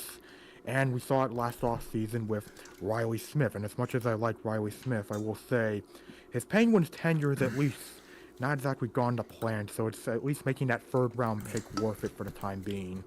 Now, with that being said, let's get to what happened this deadline. Now, the first big move we made was obviously acquiring Anthony Mantha from the Washington Capitals in exchange for a second-round pick in 2024 and a fourth-round pick in 2026. And that was also important to note that that the Capitals retained 50% of Anthony Mantha's contract, which is critical when you see the Golden Knights are operating on a tight cap, and LTIR, obviously, with Mark Stone being out.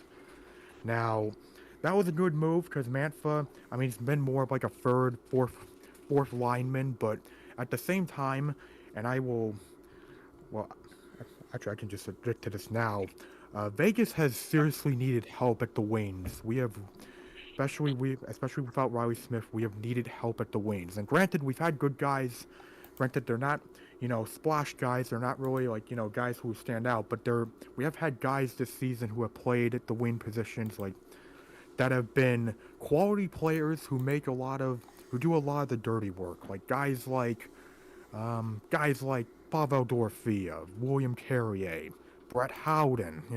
Guys like them have been very productive for us. They're not gonna get goals as much as other players, but they're very productive at what they do when it comes to stuff like forechecking and doing their jobs.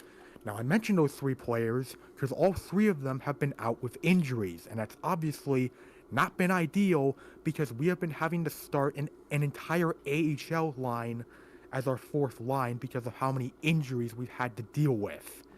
And that's not been ideal, especially seeing how we've been having to make some adjustments with the lineups given how short-handed we've been.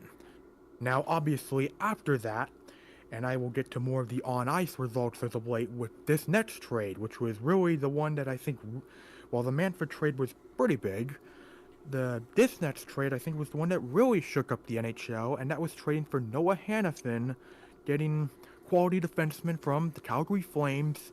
Obviously, in exchange, we gave up Daniil Miromanov, the Miracle Man. Sad to see him go. He was productive for us, even if it was in short stints. But Calgary got a good defenseman there, and we also gave up a conditional first-round pick for 2025 and a conditional third-round pick for 2025 as well. And like the Capitals, Calgary retained 50% of Hannafin's contract. Well, mentioned earlier, the Flyers got a fifth-round pick by the Golden Knights for 2024, and they also retained 25% of Hannafin's contract. Now, obviously, many would ask regarding the Golden Knights and why they're making this move, because many will remember how great the Golden Knights' defense was last season. It was one of the big reasons we won the Stanley Cup last season. Our defense was arguably the best in hockey. Guys like Pietrangelo, Martinez, Nick Hague, Zach Whitecloud, Shea Theodore, and Braden McNabb. That entire core was excellent, and there was a reason they were the best defense in hockey. They played their roles right. They always made shots difficult for the opposing team, regardless of how many shots the opposing team would get, and it's a system that, when in full effect, it works beautifully.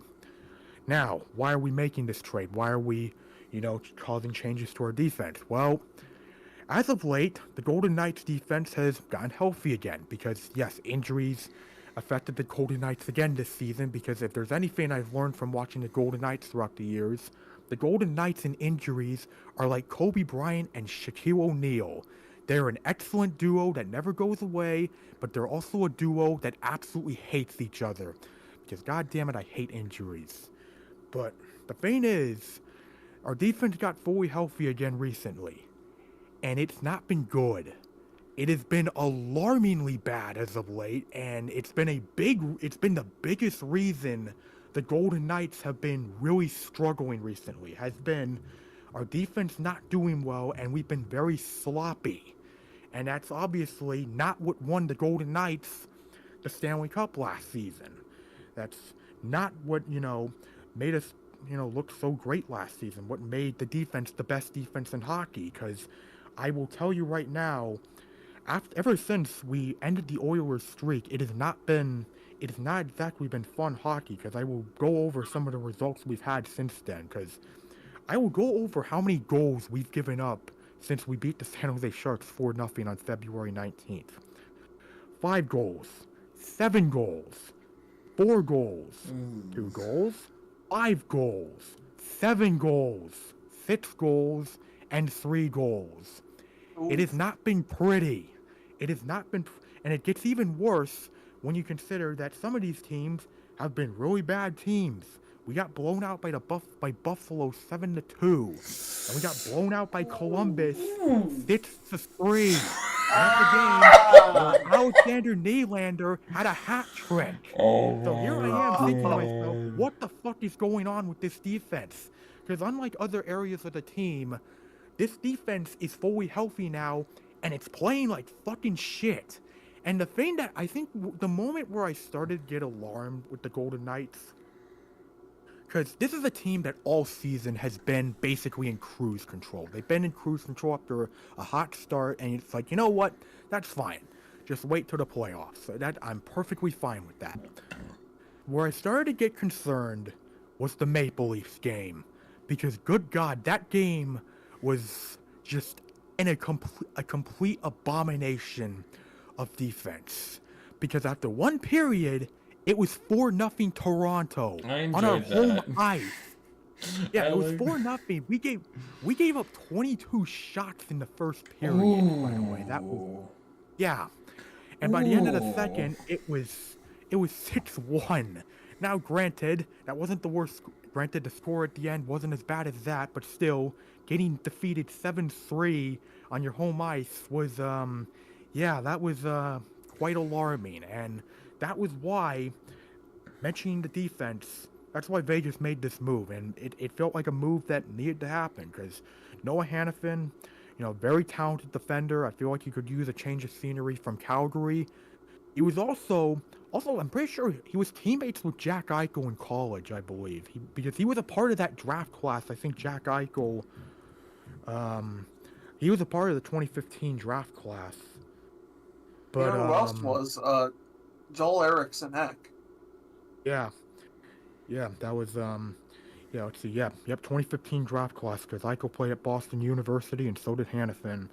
So, it was a move that I felt like making, and it's a necessary move. You'll probably play with Pietrangelo going forward, because as much as I hate to say it, and I know Spencer's not going to like hearing this, but Alec Martinez might be cooked, unfortunately.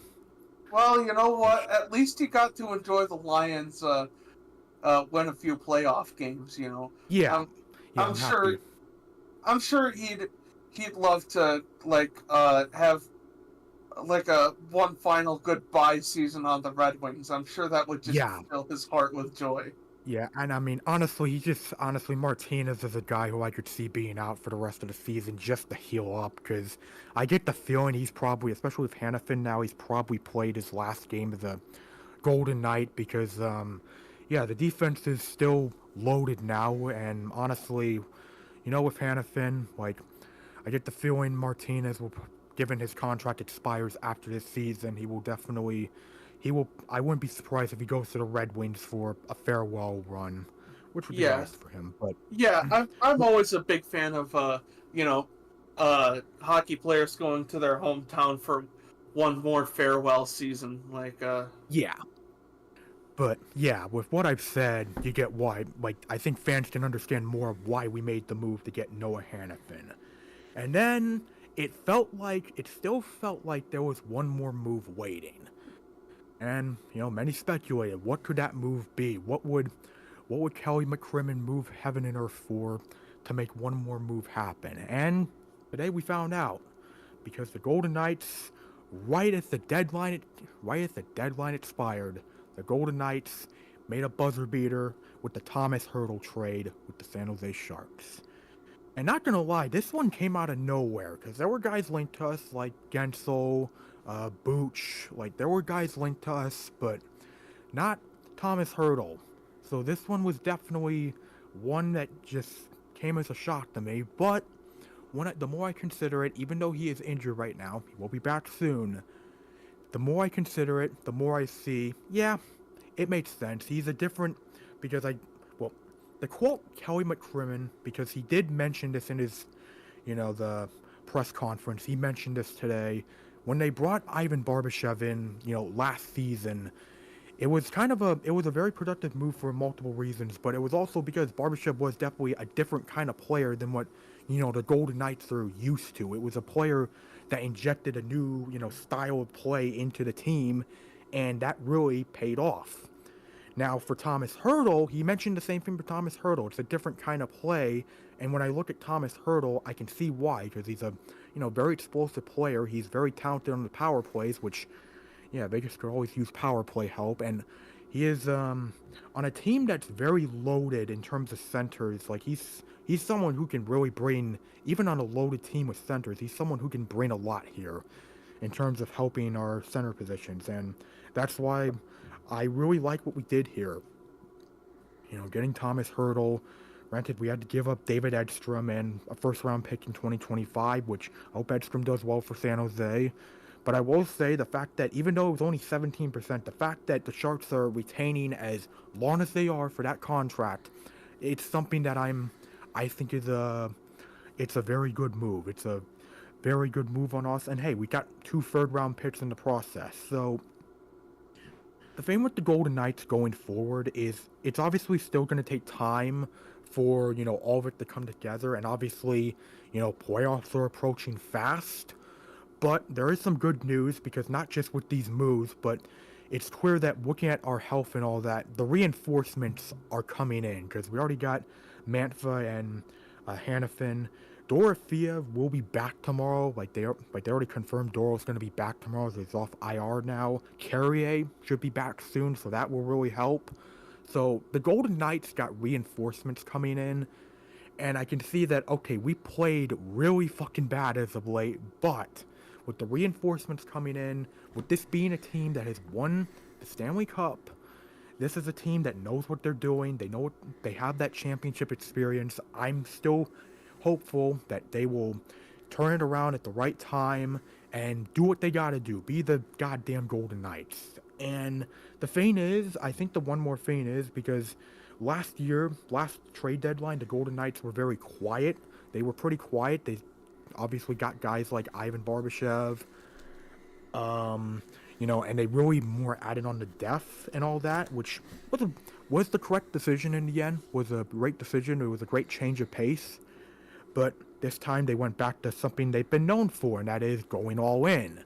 But honestly, knowing that the Golden Knights now have won a Stanley Cup, and given that, honestly, these moves, while they're all-in moves, at the same time, they felt very strategic at the same time. Like, they felt like, it's not just, to just get the best player for the sake of getting the best player. It's getting multiple very good players and, putting them into a lineup that's won a championship and just seeing what can happen. And I think, if you're going to go all in, this is the kind of way to do it, in my opinion. And honestly, regarding the Golden Knights, how this goes remains to be seen. But overall, I'm feeling an A to an A+ on this team. Because honestly, even putting bias aside, I think they've earned it with this trade deadline.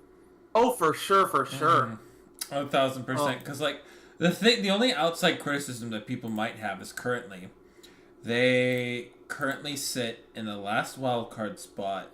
However, what are the Flames, Blues, and Kraken gonna do? They're not going to be able to chase this Golden Knights team.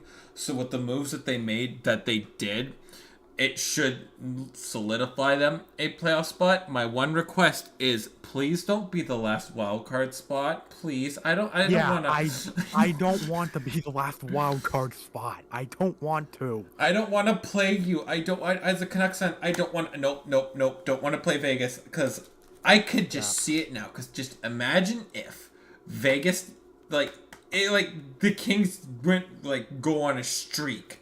Predators go on a streak. And the Canucks have to play the Vegas Golden Knights in the first round? Oh, yeah. Boy. I mean, I will say this. I will give the Canucks credit. They beat us at our own game last night. I will absolutely give them credit for that. But I do want to say, at the very least, I could see regarding that game, even though we lost 3-1 and we still made a good amount of sloppy mistakes, I could definitely see the light at the tunnel where it's like, okay, yeah, this team... I am confident this team will get their shit together also very soon. Note the Canucks have had a really gritty road trip. It's like they're not scoring in bunches. It's been like grit and sandpaper how they're winning these games. Yeah. So they're still kind of ice cold at the moment, but I'm really hoping they can their offense really turns it around. Because it's just been Thatcher Demko bailing this team out, honestly. You're not choking like you did against Minnesota, right? Well, that game was weird. It was Casey DeSmith and an undisciplined power play, and we're like, oh, it's just a mirage. That was the start of this team, really trying to really figure out where they are. I'm happy that Carson Soucy is back, and that's kind of the key to all of this, right? So, I don't want to play Vegas in the first round. I just don't, because I feel like Vegas is going to beat Vancouver in Vancouver, and what's Vancouver's mortal enemy right now? It's the Vegas Golden Knights. What's something that this market doesn't shut up about is how Vegas bought a competitive hockey team from off the bat, and that narrative still lingers today when it's at this point, dude, just get over it. Not surprised by that. I'm not surprised by that. I do just want to say, though, regarding potential playoff series, I get the feeling that a Vegas-Edmonton first-round series would cause all amounts of chaos. I can't wait. Also, keep in mind the Cabana on Thursdays and maybe sometimes Sundays won't be open for Saturdays unless you guys have the hockey games to share, because I will be at work. If it's the Western games at 7 p.m., we might open the Cabana up for playoff hockey, and the Western games look very fun this year, and we'll see what happens. But for the trade, it's an A+. Franklin circumvents the salary cap. Yeah, I'll just say one more thing regarding the Golden Knights and what I want them. If there's one more thing I need to say, if there's, also for the love of God, guys, please stop going down in every single game. I do not need us going down 1-0 5 minutes into each game. That's a snowball effect that nobody wants to see. That's honestly up there with the defense for the defining thing of our losing stretch has been us going down early in games. But outside of that, once again, outside of the product on the ice as of late, as for the trade deadline, A+ for a good fucking reason. Yeah, A+. I you guys, they're going to be a scary team. You do not want to play them. A+. Yeah, A+. I am so glad that Minnesota is all but out of the playoff picture, because I don't want to have to face you guys. All there is just seeding between the last two wild card spots, 2 and 3 in the Pacific, and that's it. Everything else is basically a lock, and maybe 1, 2, and 3 in the Central. I will say I missed the days where the Vegas Golden Knights somehow could not win in Minnesota for whatever reason. That was very funny. All right, we got the last two teams. Capitals, I got it right up here. They sold Anthony Manta, Joel Edmondson, and Evgeny Kuznetsov for second, fourth, fifth, third, and a third. So basically, they're going to start accruing a prospect pool. It's kind of the start of it. I would like them to see more C+.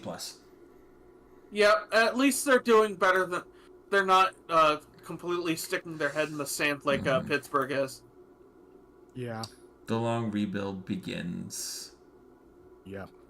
I'll give them a B. I think it's fair enough for what they did. I'll give them a B. Damn. All right. Last team would be the Winnipeg Jets. We're gonna... I think they... Yeah, oh boy. They were aggressive little buggers, weren't they? Tyler Toffoli, Colin Miller... Sean Monahan. This is another team I'd put in the same tier as the Oilers, where very aggressive moves. I think they're very good, but also they kind of make the team look rather desperate. Spencer, allow me to tell them why we should give them a higher grade. They sold Pierre-Luc Dubois and were way better off without Pierre-Luc Dubois. Like, they got a haul for selling a top player, and because of that, they've allowed themselves to be extremely competitive this year. I didn't think that counted. Oh, I'm counting it. Because it's not within September 1st. I know, but we counted the Sharks and Penguins, and I feel like because this trade was such a massive impact, and it's why we graded the Kings so lowly. Like, we gotta get credit to the benefactor. They benefited from this. Okay, fair enough. I'm giving the Jets an A. I think this trade's the sole reason why they're even in the playoffs, in playoff consideration. Yep, giving them an A, just like all those Canadians say. Giving them an A. I'm giving them an A as well. I'm gonna give them an A because honestly, like Winnipeg, with the moves they made here, they might not be like they might not be someone's first pick, but I see them as a sleeper team in the West. Like, they are a serious sleeper team. Do not underestimate the Jets, especially since the Jets have led the Central Division throughout most of this year. This is a team that could be a huge benefit if they play the Predators or the Kings. I hope they beat the snot out of the Stars. Could you imagine, if there could be a strong chance where two Canadian teams play each other in the Western Conference Final? All of Canada would be very, very excited for this. The idea behind it. I think he's asleep. But that's okay. Anyways, that's going to do it for us today. This is the Power Rankings list. I wanted to talk about baseball, but I think my same points for the Mariners are still going to remain. A big thing for next week is the Futures game against the Padres Futures. And a lot of players that I've mentioned and have talked about in droves are all playing this game. I can't wait. I can't fucking wait for this game, for this Futures game. I am so excited for it. All right. Yeah, and fellow viewers, tune in next week where we try to sell pictures of our feet for money. Next week's NFL news and MLB, and they're gonna educate me about. I'm gonna make my gag picks for March Madness. I'm going to determine the March Madness winner based upon who would win in a college football game. That's how I'm going to determine my first ever March Madness bracket. Anyways. Yep. Be sure to find us on Feet Finder at.